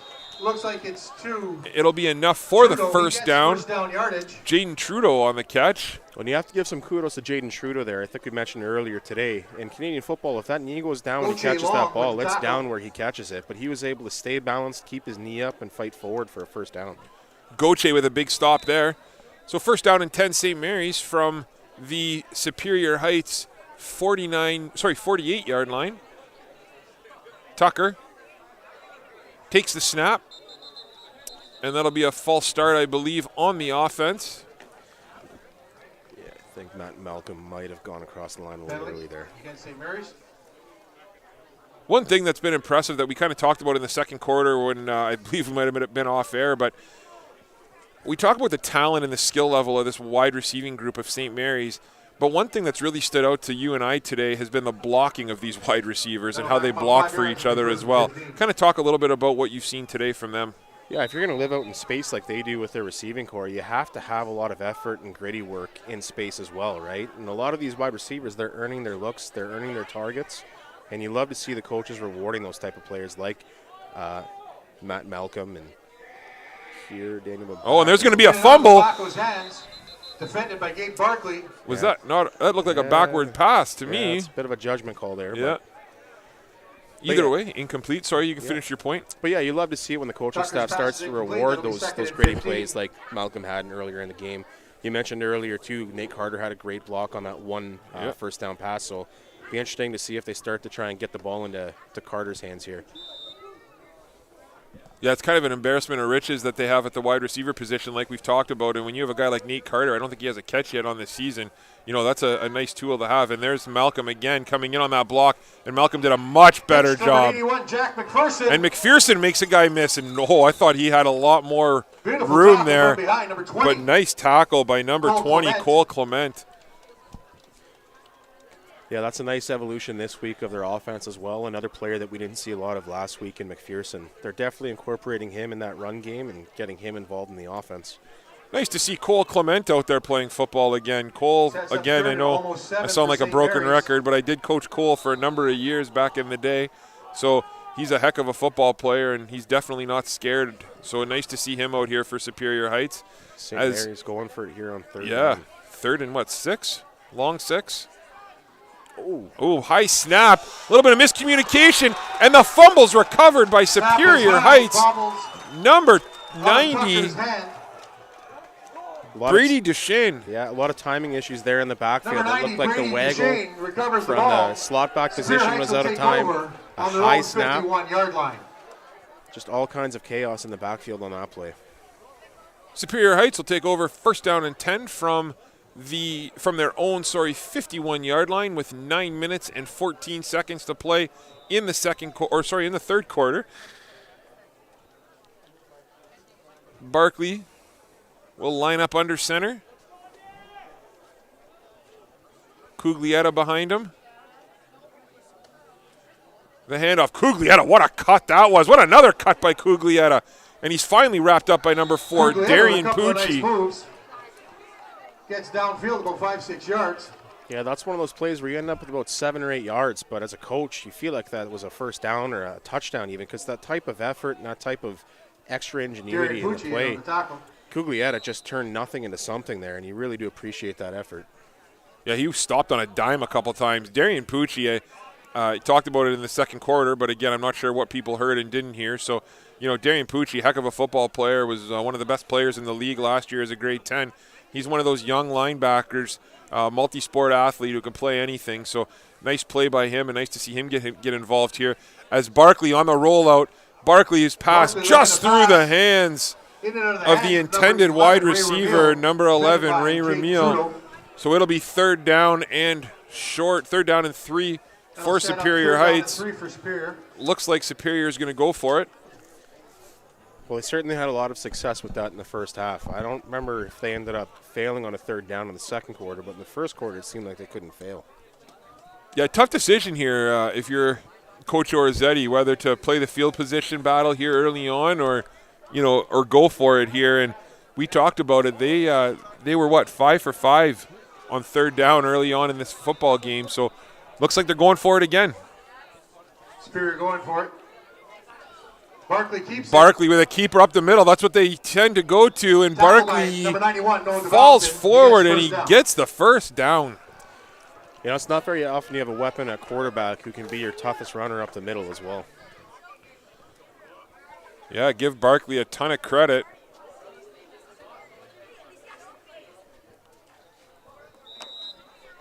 First down and 10, Superior Heights from the St. Mary's 48-yard line. Superior Heights from the St. Mary's 43. And Barkley fakes the pass. Barkley keeps it again. And he just runs hard up the middle, and he's brought down by Nick Carter. Nick Carter, one of the better players in this senior division. That little help looks like from number 79, Easton Joliker. Yeah, it seems like Carter has been a stalwart on that defensive line for years. It's funny to think that he's still only, 17 years old? Yeah. Yeah, he's an absolute monster out there, and he has been ever since he's been young. If you don't account for him on the football field, he's going to make you pay. So Barkley here with a quick pass to the outside, and it's complete. Nice catch by Cuglietta, and Cuglietta picks up the first down, I believe. Tackled by number 4, Darian Pucci. We'll see where the spot is here. It seems like forward momentum. Little surprise, little pushing and shoving there by Dunster and Pucci. A little bit of a size difference there in that battle. Yeah. Again, that offensive line of Superior Heights, they are big, strong, and mean, and that's what you like to see if you're a coach, that's for sure. They're going to call this short. Oh, he did, just short of the first down. Sorry, it looked like he got – wow, and they're calling it – that's about third and 2. And there's the fake, and the keeper by Barkley again up the middle. By Grant Matheson. First down, Superior Heights. And Barkley did something that we don't normally see. He got past Nick Carter on that to Carter had his jersey, but Barkley was able to get around it and get through it, and enough for the first down. I don't know if there's a higher probability in the world right now than Gabe Barkley getting a short distance third and conversion. I think he's 6 for 6 now, actually, or 7 for 7 now. Yeah, I think he's got them all. So first down and 10, Superior Heights from the St. Mary's 35-yard line. Barkley with another keeper. Barkley with another keeper. 91 DeValentin, 93 Carter. DeValentin with the stop. Picks up only about 2 yards on that play, so it'll be second down and 8. That's really impressive by that St. Mary's D-line right there, because they had chop blocks across the line, and that D-line was able to stay composed and make the tackle for only a gain of about 3 yards. Second down and 7 There is a stoppage in play Looks like we have here. an injured player. We got an injury Is that timeout. Barkley? That's It seems like it might be Barkley again. again. It is Barkley down. That's a big deal for this St. Mary or for this Superior Heights team. So, Coach, I think since we were off air for most of the second quarter, I think people missed our Sioux Steelers talk. So let's go back to that. Obviously, you've done a ton of work with the Sioux Steelers. You know, since Don McBain passed and Barry Rushin and Paul Kalbeck stepped down, those three carried that organization for a number of years. And the amount of work that they put in kind of really helped that program and helped football in Sault Ste. Marie. You've really stepped in over the last couple of years, and you've kind of seen that start to kind of transfer over to the team. Talk a little bit about what you're doing with the Sioux Steelers and kind of the progression that you've seen. Yeah, a few years before I retired, Barry and Paul approached me and asked me to start taking on more of a, I guess you'd say, a front office leadership role.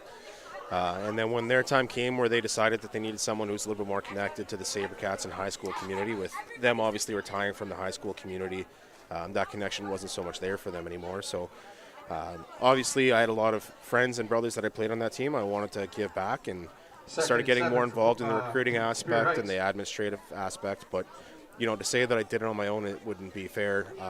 To having guys like Daryl Wood, Brandon Lewis, Freddie Castleman, Steve Heima along the way, it really is a team effort, and very much so a player-driven team too. Without the right culture in the locker room, there's not much point rebuilding. And we'll talk a little bit about that, a little bit more about that going forward.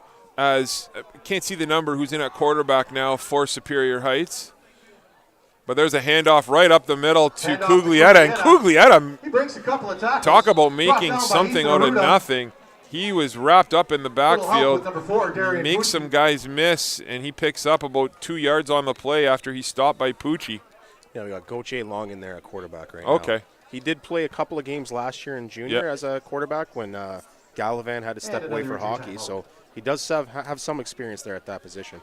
And Gauthier comes, yes, he's the, his father and his uncles. He comes from quite the football family here in Sault Ste. Marie, and he's got football in his blood. So if there's anyone that can step in, there's not a doubt in my mind it would be him. Yeah, I certainly don't think there are too many people who would argue that the Gauthier name is synonymous with Sioux football. So back to the Steelers quickly. You know, one thing that we talked a little bit about was for a number of years we've had players who have said that they're going to come out to the Steelers program, have committed to it. Then when the time comes, when push comes to shove, work gets in the way, or they just don't want to in the summer, or there's reasons why they don't come out. I think over the past 2 years, I've really noticed, though, when you guys haven't made these announcements, that these players have actually come out and played for the Steelers. Talk a little bit about what has changed, in your opinion, as to why people are actually wanting to come out and play now. Yeah, I think it's twofold. I think the veterans in the locker room have to make it a environment that young players want to come and be a part of. And two, having some of those key recruits and blue chip prospects coming out, that draws more attention, more He's met immediately by credibility. Seamus Parlow. Breaks a tackle. Yeah, absolutely. As St. Mary's eats them up here on third and short, so it'll be St. Mary's football taking over 1st and 10. Huge stop by the Knights. But you're right. I think, you talk about the leadership group. I look back to when I played. We had guys like Scotty Booth. We had guys like, Matty Tucker. And we had a pretty solid leadership group that was there. And I feel like that was almost lacking for a number of years, which kind of, hurt the program a little bit. So it's nice to see those players that you've talked about kind of step into that leadership role. Yeah, without that leadership in the locker room, it's really pointless to even try to recruit all these young athletes, because if the culture isn't there, they're not going to stick around even if they do show up at first. So it's great to see that meshing of veteran leadership and young talent coming together. Tucker rolls out to the right, and Tucker decides to tuck it, and he runs. And Tucker just goes out of bounds. Gain of 7 or 8 on the play, I believe. It'll be 2nd down, and what are they giving him here? 4 yards? The ref kept going back, yeah. So not too sure. It looks, it's going to be shorter than we thought. Oh, now they're going up. Tucker with a gain of about. It's looking like about 6 yards. Yeah. We'll call it 2nd down and 7 yards. We'll call it 2nd down and 3. 2nd and 3. Tucker takes the snap. Tucker looks. Tucker has Carter on the corner, and Tucker in and out, or sorry, Carter in and out of his hands. There is a flag on the play, though. Well, we were talking about them looking to involve Carter more, and right there, Matty Tucker all kinds of time, tries to send a corner route up. 21, Daniel Collins. We do have a flag on the play. The refs deemed a little bit of early contact there.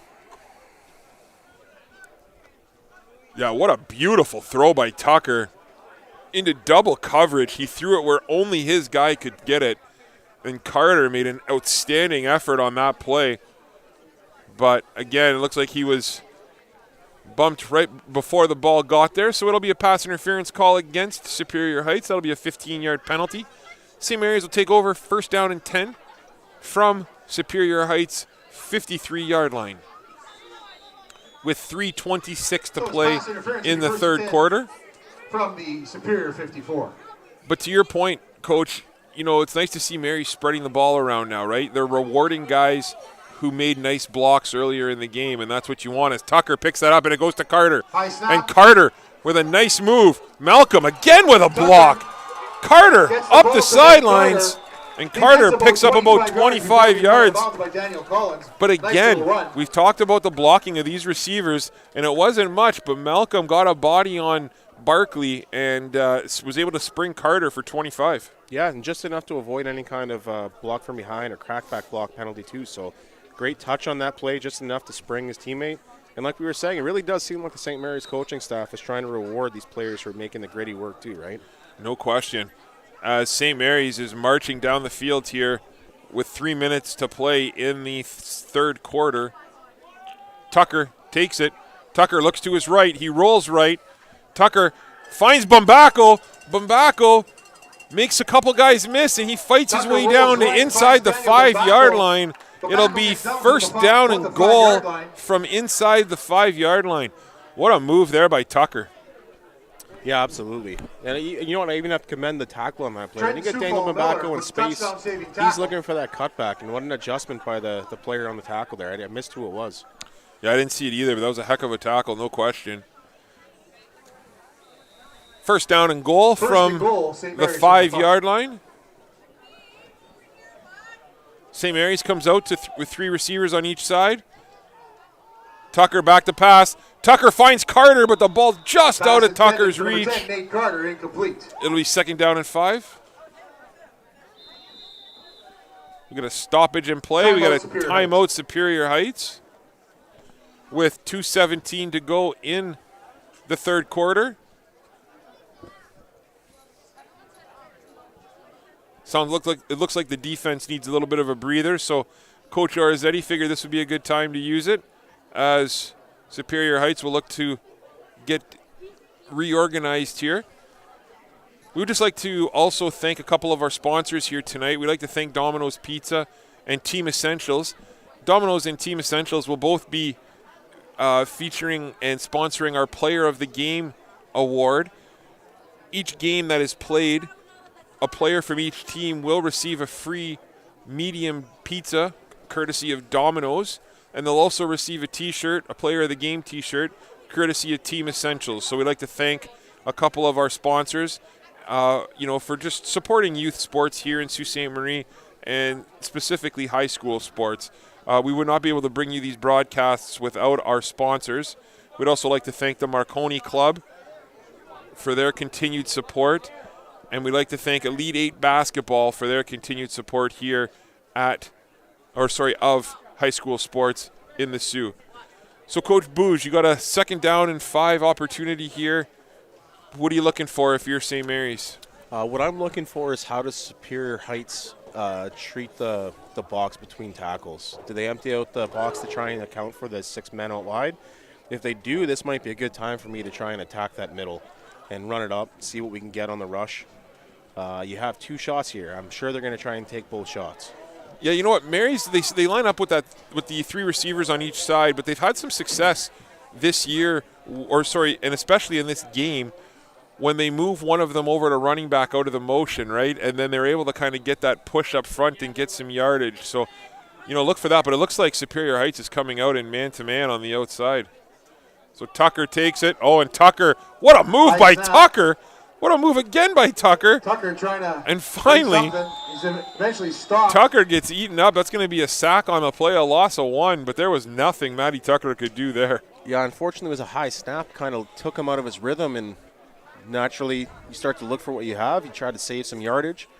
Great job by Superior Heights corralling him, though, and turning it into a loss. Yeah, absolutely. That's a big play for Superior Heights.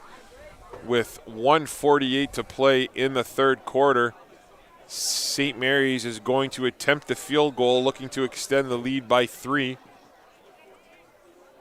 Daniel Bumbaco on to attempt the kick. Tucker on the hold.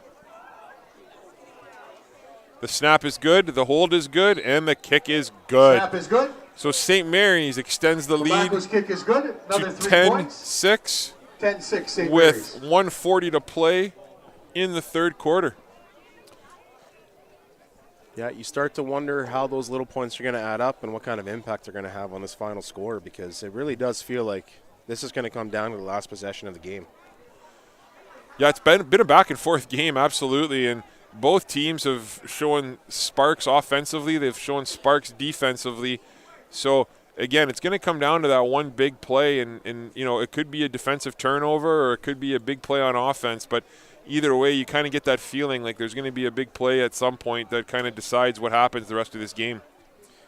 Yeah, and the other thing that these coaches also have to balance, too, both of these teams are going to make the playoffs. You're going to see each other again at least once, probably twice. Do you bring out the special plays? Do you bring out those deep shots? Do you show too much of your playbook this early, right? Yep. So it's always that extra game within the game that the coaches have to balance. Barkley back in at quarterback for Superior Heights. Nice to see Gabe Barkley back out there again. It's almost like, you know, they work him so hard and he gets so many carries. It's almost like he just needs a breather every so often. Is that another timeout? That's Superior Heights' second timeout, so they've burned both timeouts, you know, early in this third quarter. Yeah, again, talking about how things are going to impact the end of the game. When you don't have any timeouts, you might want one of those in your pocket when things get tough in the final moments. Yeah, no question there. So, Coach Bouge, obviously we've talked a lot about the Steelers. We've talked a lot about White Pines today. Going forward, what are your goals for the Sioux Steelers? What do you want to bring that they're not doing currently with that organization? I hesitate to say what we're not doing, what we haven't been able to do in the past. We just really haven't had that young core in the past who've been willing to give that extra off-season time to charity work, community work, involvement with minor football. We'd like to become more of a partner when it comes to amateur football in Sault Ste. Marie, when it comes to not-for-profit organizations in Sault Ste. Marie. So I think our involvement in the community has become our next priority, and we're looking forward to finding ways to ingratiate ourselves more with the people of Sault Ste. Marie. And a little trickery here, and it's picked off by Jaden Trudeau. Trudeau goes down. Grant Rain's pass is picked off by Trudeau, and that might be the big play that we talked about. I think that's really important, too, what you said, Coach, about the community involvement, especially with that team, right? They're the older guys. They're the ones that know football. And having that community exposure is huge, right? So I think that's super important, and I like that you said that. Yeah, when I think back to the heyday when we were winning a dynasty in the late 2000s, one thing that was definitely prominent was the presence of Sioux Steelers and Sioux amateur football. 100%. Presence when it came to charity work and involvement in the community, special events in the city. So we do want to get back to that now that we have the volunteer force within our player group.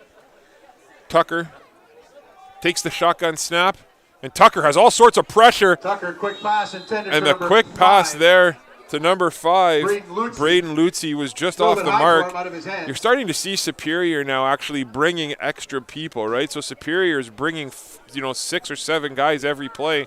When you only have 5 guys back there to block, that makes Tucker's job pretty difficult. Yeah, I was thinking up to this point in the game how much time Tucker has had to really kind of do whatever he wants to out of that pocket. Here and there, there's certainly been pressure, but you certainly don't want to let him have those extended moments in the pocket. Incomplete pass sets up 2nd and 10 for St. Mary's.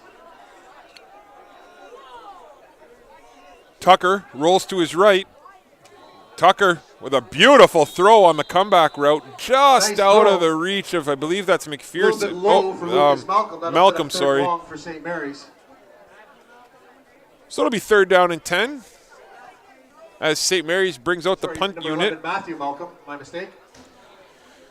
Yeah, it's interesting what Superior Heights defense seems to be doing. They seem to be vacating their linebackers, adding extra guys on the line for a pass rush, essentially daring St. Mary's to go back to their Sets run up game. third long for Yeah. St. Mary's. And you know what? Putting that pressure on Tucker is he just doesn't have any time, right? He's getting the ball and he has to get rid of it within a couple seconds. Otherwise, he's going to get crushed. So, nice defensive adjustment here by Superior Heights, just going man-to-man on the outside and daring Marys to do it. And Bumbaco with a nice boot, but right at Rains. Baco with the kick. Fielded by number And 14. Rains is Grant Rains. corralled, and a beautiful special teams tackle Nice tackle by number 6, Seamus Parlow. by number 6, On Seamus about the 6-yard Parlow. line. On the 6-yard line of Superior Heights. Coach, that's a massive play. Yeah, if you talk to people around Sault Ste. Marie, and I even talked to Coach Dubé from Ottawa University, there's people across this province through the Sabercats program who've noticed the speed of Seamus Parlow. And he's just so confident that he takes the right angles that he runs right through his tackles, and that's a perfect example of it right there. Yeah, Seamus's dad, Mike Parlow, is a good football player in this city for a number of years. He's the coach of the junior team at St. Mary's. He's the offensive coordinator there. So it comes from an absolute football family, and nice to see him out here and not only contributing, but playing exceptionally well. Yeah, it puts Superior Heights in a difficult position here deep in their own area. Barkley takes the handoff, Barkley pass. and that's just out of reach. Looks like he's That looking was for Kukueda. extremely Complete. well read by number 54, Defended by number 54 Kyle from Scarfone. St. Mary's. You know, if that ball was thrown on target, Scarfone might have had a quick pick 6 there. He was right. He read that one. Yep. Yeah, you even wonder what would have happened if there was a tip off the fingertips of the receiver there, if that might not have been dangerous. So 2nd down and 10. Superior Heights desperately needs to find some yardage here with 17 seconds to play in the 3rd quarter.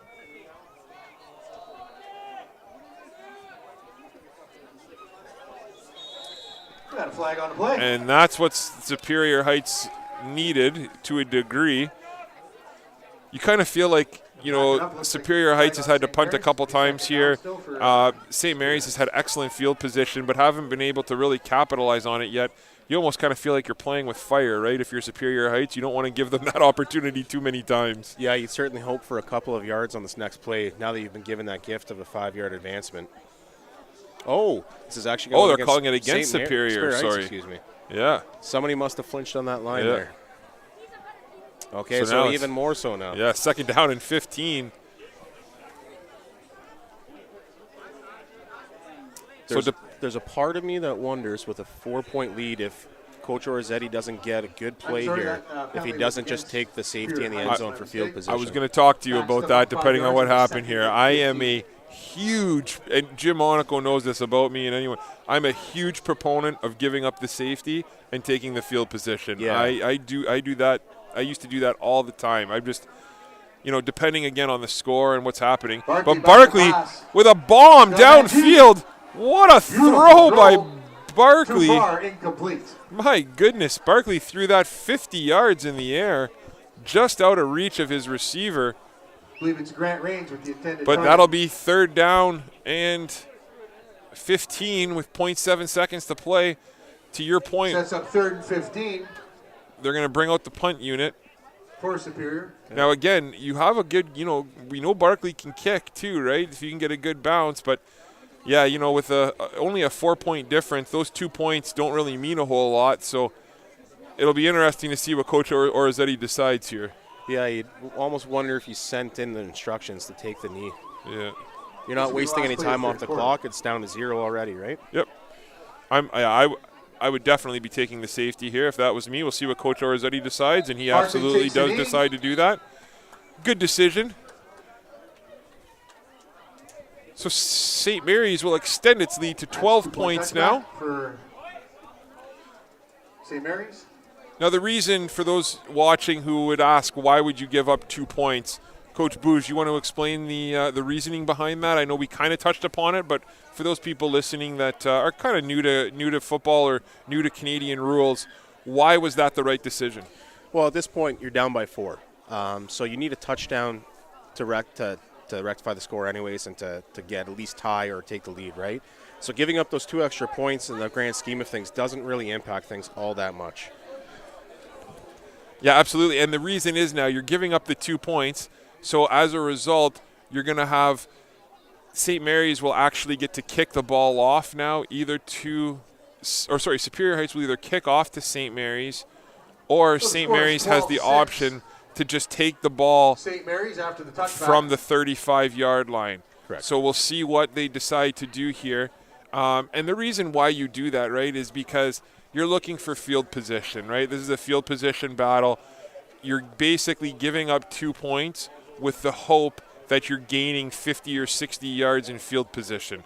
So, again, those 2 points aren't a huge deal to Superior because they were down by 4, so they would need a touchdown anyway. And now they just need the touchdown and the extra point to basically get the lead, and there'd be no difference if they did or didn't do that. So that's kind of where we're at with that, and hopefully that helps explain a little bit of the reasoning behind it, as Superior Heights will kick off. As the fourth quarter gets underway, Superior Heights holding on to a St. Mary's holding on to a 12-6 lead. On a beautiful night here in Sault Ste. Marie for the end of September. Anytime it's the end of September and I can be out here in shorts and flip-flops, that is a good thing. So this is just, it's gotten a little chillier as the sun goes down, but it's a beautiful day here in Superior Heights with the boot, and it's taken there by Trudeau. And Trudeau breaks a couple tackles. Trudeau makes another guy miss, and Trudeau returns it all the way to the 35-yard line of Superior Heights, and that totally negates giving up the safety. Yeah, I mean, you can't really help it as a coach. You make a decision and you're choosing field position over everything. Then you end up in a situation where a weapon like Jaden Trudeau just totally reverses it on you. Yeah, absolutely, and that's a nice play there by St. Mary's. So with 11:52 to go, St. Mary's is going to look to extend this lead to potentially a 2-score game if they're able to do something, as Cohen Fremlin is down for the Superior Heights Steelhawks, but doesn't look like it's anything too serious. He's on his knee here, so yeah, it looks like cramping or stitching to me or something along those lines more than anything. So, Coach, just to talk a little bit about the Steelers again and the unfortunate situation that happened with the John Rhodes Field, were you able to get some assurances from the city that that will be fixed by next season and that these problems won't kind of be there anymore? Yeah, I mean, there was a lot of controversy and some sentiments from the community when it came to that whole situation. I can tell you from our perspective, the city was very cordial about it. They were very apologetic. They compensated us for the mistake. They did very quickly get a tender passed by City Council to have budgeting set aside to fix that field. So after 2 years of not using that field and with the rain that night, there's just a lot of things that could have led to that. I'm not sure that there was anything they could have done other than do a dress rehearsal for the game with the lights the night before. But I have to give them some kudos. They definitely stepped up quickly to get that done. I'm glad it's happening because Rocky DiPietro is certainly due and deserves some upkeep and some, I guess you'd say, dressing and stuff like that. Certainly some other things we'd like to see down the road there too, because that is one of our longtime homes of football in Sault Ste. Marie. But yes, it does seem as though it'll be fixed here in the near future. The funding has been allocated from what I'm told, and the order's been made for the equipment that they need. I appreciate you being diplomatically correct on that, as you probably need to be. I not so much, as this has been an issue that we've experienced for a number of years, and this was something I spoke to the city about personally over 7 years ago, with the lighting issues that they have there. And it's nice that, it's unfortunate that it had to take what happened to get the problem fixed. And I agree with you.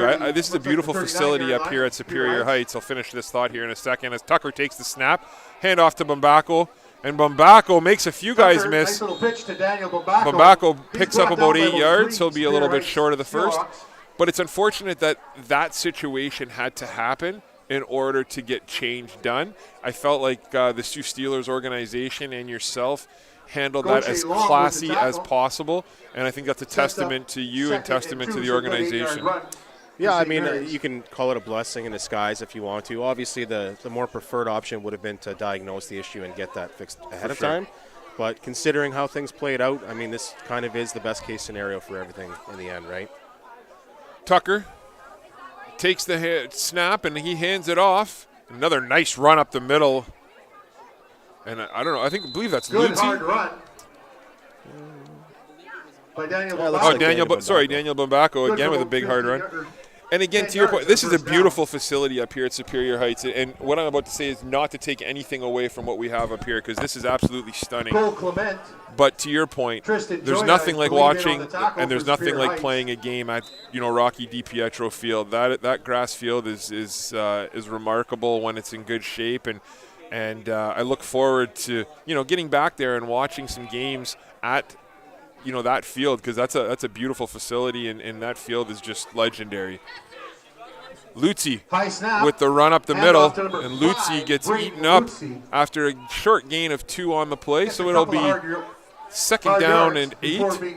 Taken down by Tyler Barrow, number 44. I think we're seeing an adjustment from St. Mary's offense here. As we were mentioning before, Superior Heights was kind of emptying out that linebacker box, so they're trying to attack with the middle run, maybe to open up their passing game a bit more again. Coach Monaco and Coach Zagordo, longtime coaches at St. Mary's. St. Basil's before that. St. Basil's before, that's right. So, they've had a lot of experience out here, and there's a beautiful toss by Tucker. Intended for Jaden Trudeau, incomplete. And Jaden Trudeau somehow got a hand on that, but outstanding defense there. And one thing, Coach, Matty Tucker, I love his deep ball. It's just he puts some height under it. He throws it where only his guy can, make a play a lot of times. And that is a tremendous deep ball by Matty Tucker. Yeah, his arm talent is certainly there, and I think everyone has to remember he's in grade 11. This is his first year facing players of this age. He's one of the youngest players on the field. So to see that evolve throughout this year and the coming years is definitely going to be an exciting venture. So Daniel Bombacco on to attempt the field goal. This is a huge 3 points here. If Bombacco can hit this. The snap's good. The hold's good. The kick is good. Kick is good. Big 3 points for St. Mary's as they now extend the lead to 15-6. 9-point lead with 9:22 to play in the fourth quarter.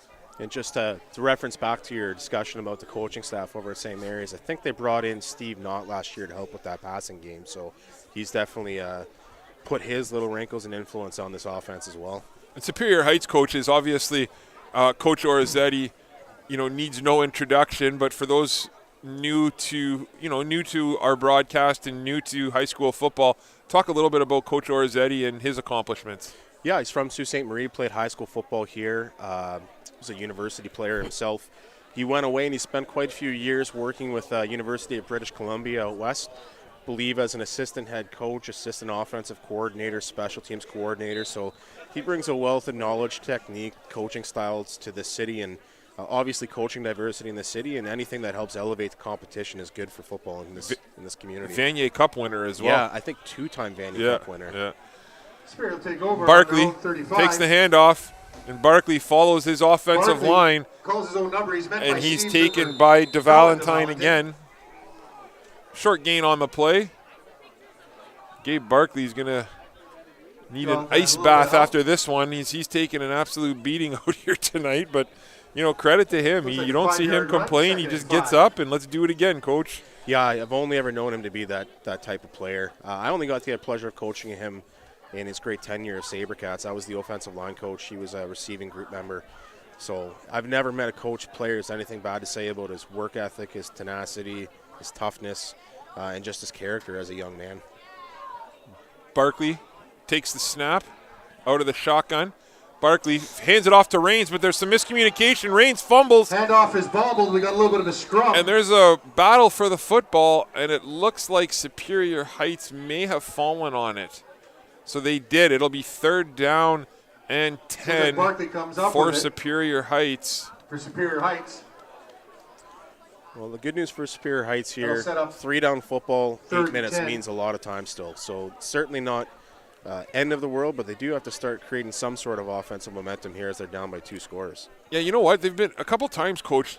You know, the few times that they have thrown the ball downfield, they looked for Rains, and you know, Rains had a step on his guy a couple times. It's just him and Barkley haven't been able to fully connect yet. So they do have that big playability. It's just a matter of, you know, getting the timing right and actually being able to connect on one of them. I'll say here, Coach Orazzetti's a bit of a mad scientist when it comes to special teams, so keep an eye on number 12 on the far side here. Yeah, okay. Oh, he was lining up onside. No, he's no longer lining up onside, though. Barkley takes it, and what a boot Beautiful by Barkley. punt. And that's a little better bounce as it goes to the sidelines, but it's taken by Bambako. But again, if you're going to kick to him, and Bambako makes some people, 3 or 4 people Picked up by miss. Bambako on the second What a hop. tackle. I was going to say, if you want to make a kick, you want to pin him along the sidelines like they did there. And He jukes his way through but about 20 Bambako yards. was able to Eventually kind of tackled by counter the number field and 29. pick up an Trenton extra 15 Stufel yards. Miller. Yeah, and we saw that again last week. Sets up Starts 1st and off on 10 the St. far Mary's. sideline, takes it back this way. 52 If you yard do line of pin him Superior over there, Heights. you better do a good job of containing him over there. In a couple minutes, with about 2 minutes left in the game, we'll announce our Domino's Pizza and Team Essentials player of the game for each team. Each player will receive a free medium pizza from Domino's and a T-shirt, player of the game T-shirt from Team Essentials. As Tucker takes the snap, Tucker pitches it to the outside to McPherson. McPherson with a big run. McPherson Pitch picks to up Jack about McPherson. He 17 runs for yards on the about play. 18 yards and a first down. Nice block by number 13 of St. Mary's, Daniel Bambako again on the outside. 21, When Daniel you play Collins with in on 6 the wide tackle. receivers out in space like this, like we said earlier, the receivers have to take on new roles. They have to become gritty parts of that blocking scheme. And so far, we've seen all of them rise to that challenge. McPherson having a great game as a complimentary piece, by the way. Yeah, for sure. We didn't call his name too much in the first game, but they're really using him here as St. Mary's. Oh, Tucker with a nice job to grab that snap and gets it off to Lutzy Another somehow. high snap And by Braden Tucker. Lutzy He able to manages get through. number And there's a 5, Braden late Lutzy. flag on the play. Lutzy That goes might for be about 20 after yards the before first. It was tackle. clearly after the Excellent first run. down. We do have a flag on the play. But that's a big run. That's the biggest run we've seen today from St. Mary's, an almost 20-yard gain. Will come Trenton back. Superior Miller again with the tackle, having a great game for Superior Heights. We do have an injured player on the field. Yeah, I'm not sure you watch the program or not, Coach. Once again, folks, Good don't Morning forget Football on the tomorrow, NFL 5 Network. They have a Yep. segment called Angry Runs, and I think if this was the Cora NFL, Colts that'd take be a on candidate Huron right Heights, who are there. in town for an Love exhibition it. match. Love Good Morning Football. Yeah. Fighting out at Huron Heights against our offset champion, Cora Colts. Should be a terrific matchup. So Some great high tomorrow school night, football. if you're in town, Huron Heights will be here playing against the Cora Colts. Huron Heights is the number 1 team, ranked team. Is it in the province or in Canada? All of Canada. Yeah, that's what I thought. They're the number 1 team ranked in all of Canada, high school team, and we are extremely fortunate that they're coming up here to play. They, as Coach Annett said, they kind of got kicked out of their league down in Southern Ontario, and we're scrambling to put together a schedule to get 6 games in to become OFSA eligible. And St. Mary's and Cora, you know, stepped up and said, hey, come on up here and play. I think Superior Heights tried to as well, but it's just the way the schedule kind of worked out. It didn't work for them. So it's nice that we get to see them up here back-to-back weekends. What are your expectations watching them tomorrow? I expect them to be a very well-oiled machine. It sounds like they have a very tough running game, very well-regimented running game. Obviously, Cora can be credited with the same type of reputation, so I expect a very gritty, very tough game that's going to be decided by the trench battles between those offensive and defensive lines. Yeah, I kind of feel like going into tomorrow's game, or I'll finish that point here in a sec, as Tucker penalty takes after over the first first down down. and 10 So it'll be 1st and 10 St. Mary's. from Superior's 30. Tucker looks, what a beautiful ball, and it's Tucker caught with a by pass. Bambako for the touchdown. Daniel Bambako What a for St. throw Mary's by Knights. Matty Tucker over 3 defenders and just perfectly into the hands of Bambako to extend the lead to 21-6 with 7:08 to play in the 4th quarter. Yeah, his speed is just so deceptive. It doesn't seem like he's sprinting past you, but 30-yard by the time the touchdown play. ball's in the air, Point you make after that turn. it just seems like he's moving twice as fast by the time you're in pursuit, and doesn't seem like he's open, and then all of a sudden the ball's in the air and he's the only one standing underneath it. Yeah, beautiful play there by St. Mary's. And you know what? That's a bit of a backbreaker here for Superior Heights, as their offense has struggled to get going here today. And that was just a beautiful play all the way around. There's not much you can do if you're Superior Heights, that's for sure. As Bumbaco now on to add the extra point. And it is good. Kick is up and good. So it'll be 22-6 in favor of the St. Mary's Knights over the Superior Heights Steelhawks. Yeah, we talked about it earlier in the game. St. Mary's playing a lot of their talented players both ways. We talked about attrition and how that might impact the end of this game's outcome. It doesn't seem to have impacted thus far. You also do start to notice Superior Heights seems to be playing more of the long game this season, trying to avoid playing players both ways. So we'll see at what point in the season they decide to kick that on. Maybe they wait to the playoffs to start to use that strategy, but St. Mary's doesn't seem to be impacted by the fact that their players are being asked to take double duty. Absolutely. And just to finish my point from earlier, you kind of talked about the game between Cora and Huron Heights, and both, in the trenches, right? Both teams, Huron Heights runs the triple option. Cora, they run the ball, the strong run game.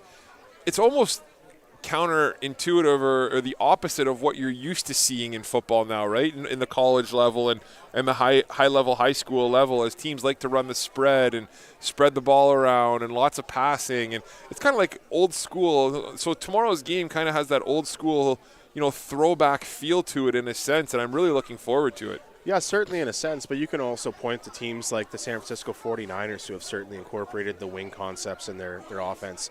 They build everything off of their wing run offense, right? And especially in northern climates like up here, it's certainly not a bad thing to get to the end of the year where your game is dependent upon the run game when the weather's not really conducive to passing. Carter kicking off. For St. Mary's. And it's taken by, I believe that's Long, or Goche. Ball is bobbled.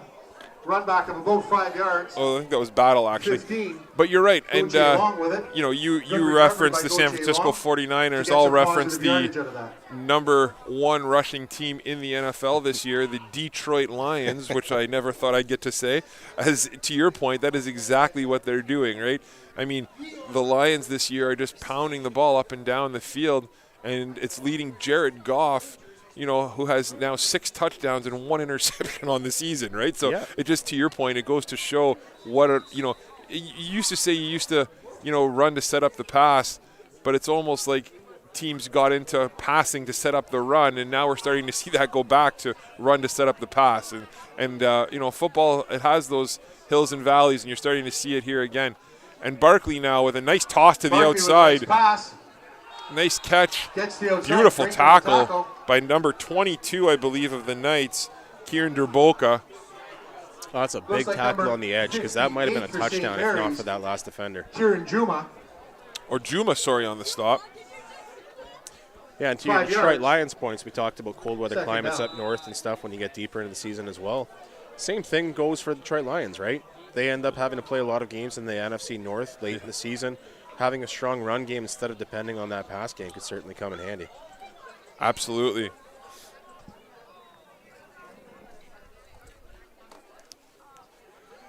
Superior Heights. Barkley looks to throw, and it's off the hands of number 21, Nick Vecchio. Nicholas Vecchio.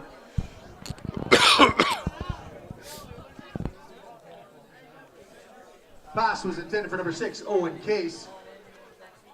Sets up 3rd and long for Superior. So it'll be 3rd down and 6 with 5:59 to play. And the Superior Heights Steelhawks will punt, it looks like.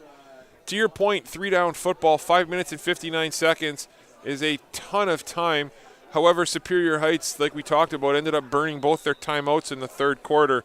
So that might come back to bite them a little bit here.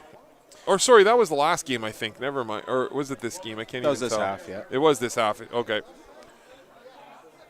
Barkley, back to kick. That goes off the side of his foot, and that's going to be a short kick, and that's not going to travel very far.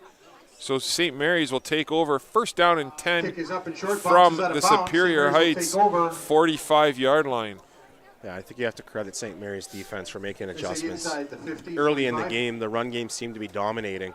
And whatever adjustments they have made, they've certainly corralled that run game by Superior Heights, forced them to start taking deep shots, which just simply aren't as efficient. Yeah, no question. And, you know, if you're Superior Heights, you desperately need some sort of stop here defensively. You don't necessarily need a 3 and out, but, you know, you can't allow too much yardage here because, again, with the boot that Daniel Bambaco has, he can easily get the Rouge from here if he needed, or if they pick up 1 first down, he'll be able to get the Rouge, no question. Matty Tucker now. He takes the snap, and there's a handoff inside. Handoff to Braden Lutzy. Braden Lutzy has only had a handful of carries, it feels like, tonight, but it feels like he's gained three or 4 yards on every play. Yeah, if not more. Like we said, this is definitely a pass-first offense, but you still have to have an incorporation of run game, and Lutzy has definitely been the grinder, keeping that part of the game a threat. Looks like a 3-yard gain, 2nd and 7. 2nd down and 7 for the Knights with 5 minutes to play here in the 4th quarter. St. Mary's taking their time, letting the clock tick away.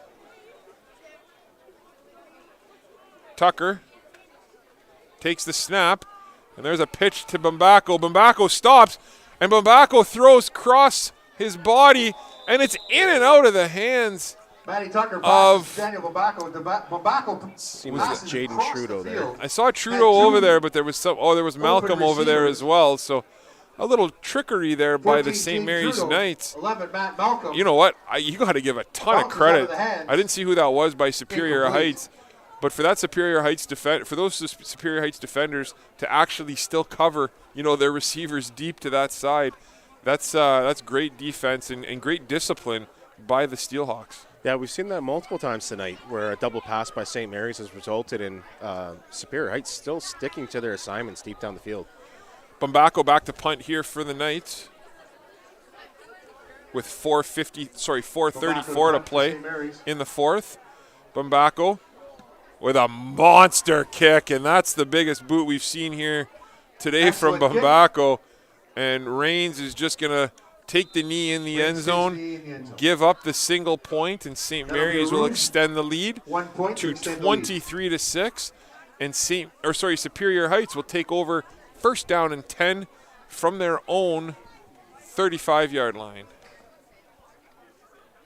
Actually, this is where I don't know. Is it the 20-yard line or the 35? Does it go all the way out to the 35 when you give up the 1?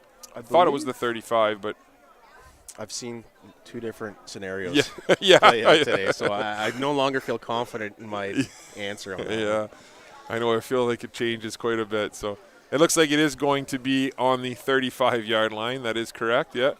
So Superior Heights will take over 1st and 10, trailing 23-6, again with 4:21 to play. I believe if you advance it out of the end zone, it comes out to the 15 or the 20. If it is a touchback or a Rouge in this case, Canadian lingo, it's a 35. Barkley under center. Barkley, quick pass. Nice completion there. Barkley was a quick pass. Big tackle by number 2 of the Knights, Brandon Vecchio. Brandon Vecchio with the tackle. Number 14, Grant Raines with the catch. Gain of Catch was good for about 7 or 8 on the 8 play. We'll yards. call it 8, so 2nd it'll be and 2, 2nd down and Superior. 2. 3:37 to play.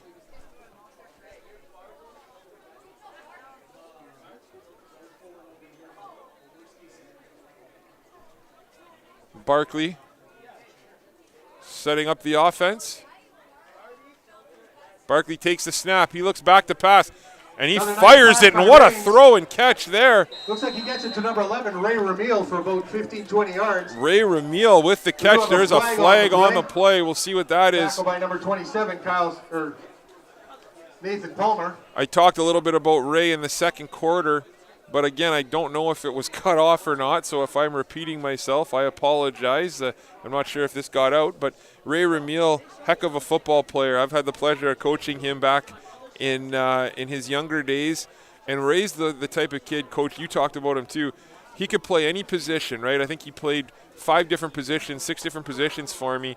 And anytime we needed somebody, he was playing wide receiver for me. And if we needed somebody to come and do a linebacker drill, he'd be the first one to step up to play linebacker. So, again, he's one of those players who you need on your team to win. You need on your team to be successful. And that's a nice performance by him right there. Yeah, as a coach, the place those kids really stand out. Like you were mentioning, is in practice. They really do set that tone. They elevate the competition level of the kids around them. They're all, I would say, a coach's dream. You always wish to have a handful of them on your roster, and usually you hope that a couple more appear throughout the season. So he's definitely that prototype you're looking for when it comes to that tone setter. We'll announce our players of the game shortly here as Barkley takes the snap, and there's a handoff right there to Cuglietta. Cuglietta gets some yards on the right side. I think the ball might have came out, but it is recovered, I believe, by Superior Heights. Some positive yardage out of it. So we'll start off with our player, Domino's Pizza and Team Essential player of the game for Superior Heights. Coach Booge, if you want to make the announcement. For St. Mary's. Yeah. For us, I think it has to be Gabe Barkley. He's just been such a grinder. He's been carrying this team on his back, not just this week, but so far this season. When you have a quarterback who's willing to be the toughest ball carrier and the toughest player on your team, too, that's definitely a big advantage. Yeah, congratulations to Gabe Barkley as he completes another pass here. And that's going to be enough for a first down. What a terrific effort by 14 Grant Rains. He had guys all over him, and he's able to hold on and get the first down as there's a player down for Mary's. So congratulations to Gabe Barkley. We've talked about him a lot tonight, and we've talked a lot about what he can bring to this team. And he showed a lot of grit today. What was he, 8 for 8 or 7 for 7 on third down carries today? So, again, he's the type of guy that you can build a program and build a team around. So a lot of credit goes to him. Absolutely. And, Coach, if you want to announce the player of the game for the St. Mary's Knights. Yeah, I think for us it has to go to number 11, Matt Malcolm. When you have a passing game the way that St. Mary's does, and you're playing out in spaces on the edges, your offensive linemen, they're not there to create opportunities, to create space and blocks. And Matt Malcolm not only was able to have a couple of big plays in the receiving game, he was the most noticeable blocker downfield and in space for the St. Mary's receiving corps as well. I couldn't agree more. I think Matt Malcolm today, we talk a lot about unsung heroes in football, right? And if you were to look at the stats sheet, you see guys like Bumbacco, you see guys like Carter had big games. Lutzi had a big game. Matty Tucker had a monster game today. But when it comes down to it, it's those little things that kind of make the game, right? And St. Mary's on their first touchdown of the game, which turned out to be the winning touchdown because, obviously that gave them a 7-6 lead. That whole play was because of that block by Malcolm, right? And he played a heck of a football game today. And, you've played football long enough, too, and coached long enough. When you're playing wide receiver and you're not getting balls thrown your way, it can, you can kind of get lost in the shuffle. You kind of slack off a little bit, those types of things. One thing I've noticed about Malcolm is he is go, 110% every single play, which is nice to see. Yeah, absolutely. Barkley here with it. Barkley takes the snap. Play is blown dead. They're just going to blow it dead because I think they called a timeout for St. Mary's, as St. Mary's had an extra player, I believe, on the field. Yeah, and going back to the Malcolm selection, you're talking about receivers when it comes to being in an offense where maybe you're not getting the ball on every play. Attitude is such an important concept because especially when you have receivers, so much of the offense revolves around that extra bit of effort. So easy for a player to have a bad attitude, decide that they're just going to, go 50% on every play because they're not involved in the way that they might like. You've never seen that from Matt Malcolm. He takes every opportunity to go 100%. Opens up further opportunities and holes for his players to make big plays. And from two perspectives of coaches sitting up here in the booth, obviously that sticks out to us. And for me, that was the big driving force between his selection today. No question. I think it's a good choice. So tomorrow night, again, we'd like to remind people that Huron Heights will be in town to play the Cora Colts. And one thing I'm excited to see, Coach, is we've seen the Cora Colts dominate football here in the Sioux over the last few years. I mean, they haven't been in many tight games, you can say, here in the Sioux.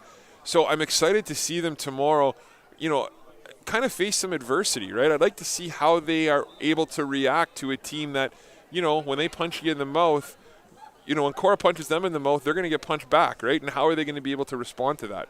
Yeah, even beyond just here in the Sioux, they've had 3 straight OFSA Bowls where they've just grinded down the team across from them. The first half always seems tight, and then the second half, again, that battle of attrition we talked about, that toughness and that relentlessness of the Cora offense has always come through.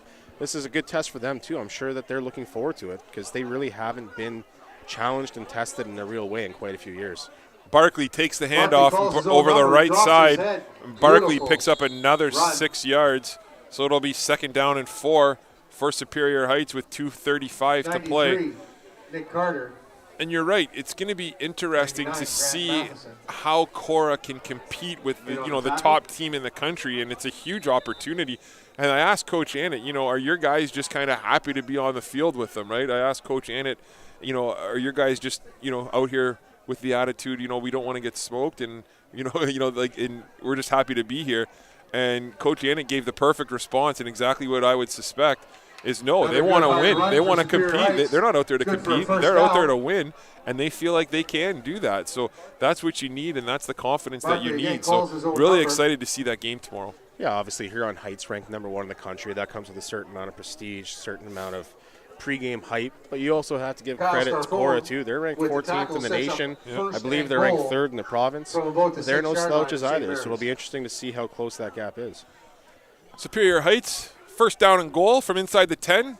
Barkley with another run, and Barkley was wrapped up originally by DeValentine, who was another player that we discussed as potential player of the game.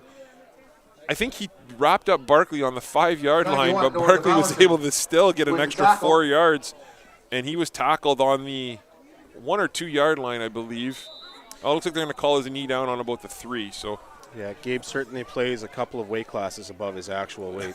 for sure. Barkley again to the right side, and he's tackled on the 1 yard line. Short of the touchdown. Well, 3rd and short yardage again. I don't like to play the probability odds game, but so far today that seems to be a recipe for a Gabe Barkley 1st down. Yeah, it's almost. Number 97, Marcus Palumbo. I feel like we could put the 6 points on the board now, the way things have gone, but who knows, right? This is a big test here for St. Mary's as Barkley takes it, and Barkley he's stuffed by the St. Mary's Knights defense. Make a liar out of me. And Nick Carter with a terrific play, and he swallows up Barkley, and it's going to be 1st down and 10, St. Mary's Knights from inside their own 5-yard line. Yeah, I have to think St. Mary's was thinking along the same lines as us with their anticipation of that play. Yeah, and that goes to show the smarts, too, of a player like Nick Carter. I mean, he knew what was coming there, and all 3 plays on that drive from inside the 10-yard line, Nick Carter made the tackles or made the stops. He blew up the play and knew exactly where it was going. And when he knows what's going on, he's a tough guy to stop.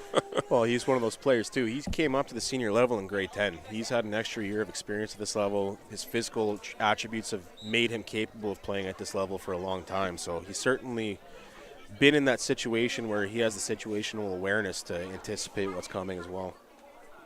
So St. Mary's will take over, 1st down and 10 from inside their own 5-yard line. Tucker takes the snap. He hands it off up the middle. Lucy gets out to about the 5-yard line. Lucy with a nice hard run. He's wrapped up by Superior Heights. I think Lucy just got out past the 5-yard line. So it'll be 2nd down and 7. 44, Tyler Barrow with the tackle. Gives a little breathing room there for the St. Mary's offense. 1:33 to play in the game, which is fine by me, Coach, because I'm starting to get a little chilly out here. Yeah. Yeah, all that pregame talk about you being in your T-shirt and shorts. I know. Yeah, I knew it would come back to bite me. Tucker takes the handoff. There is a flag on the play. Lucy with the carry again. We do have a flag on the play. Brandon Lucy, not naturally a running back. by trade necessarily, but he has kind of stepped into this role here, and I feel like he's had an outstanding game for the Knights. Yeah, absolutely. Like we said, this is definitely a run or pass first offense. That's always going to be the case when you have the weapons you do out wide. But somebody has to step up and be that complementary piece, that second dimension of the offense. And I've been impressed with Lutzy because he's not making any game-breaking plays, but he grinds down that defense, forces them to respect the run and to consider it a threat and an option. Yeah, no question. It's third down now for the Knights. 3rd down and 7 with 1:10 to go. And it looks like they're going to bring out the punt unit. I would not be surprised if they take a safety in their own right. But at this point in the game, maybe they'll let Bumbaco kick, but we'll see what happens here. Back to return is number 15, Goche, and I believe that's Rains over there as well. What do you think they're going to do, Coach? Well, like you said, there's some logic to both. I mean, you have a big enough lead where there's no harm in punting it away, but certainly challenge Superior Heights to march downfield if you take the knee here. Oh, they're going to run it. Bumbaco runs it. He gets the first down. Wow. And it's first down and he's tackled by number 8, Colt Yeaman. Yeah, you have to wonder if that's not an installed read. Maybe not a play call specifically for this moment. Maybe that's always there for Bumbaco to take if it is there. But no question. And you know what? That's one of those plays where Bumbaco ices the game. If you were going to nitpick things, you might say stay in bounds, but it doesn't really matter as a couple knees should do it. 15-yard run.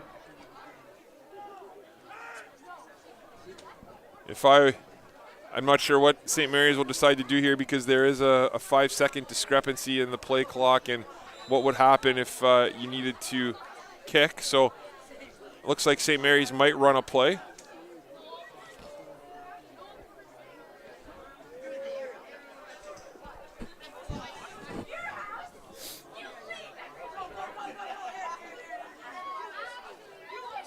There's a handoff up the middle. I might have taken, I love these scenarios, and I always think everything through. If it was me, I'd likely take 2 knees, and then with 6 seconds left, I would just snap it to Bumbaco and let Bumbaco run around and back as far as he can, and if he gets a safety, who cares? But then that's the game. So create some last-minute dramatics. Yeah, and then just end the game that way. But Mary's decides to run a play there, and nice stop by Superior Heights, so it'll be 2nd down and 7 as the clock ticks away with 30 seconds to go.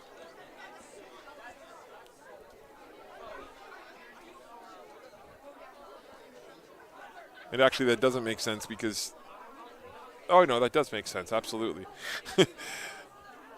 And there's McPherson again, McPherson to the outside. Tucker with a beautiful pitch and McPherson goes out of bounds. Jack McPherson.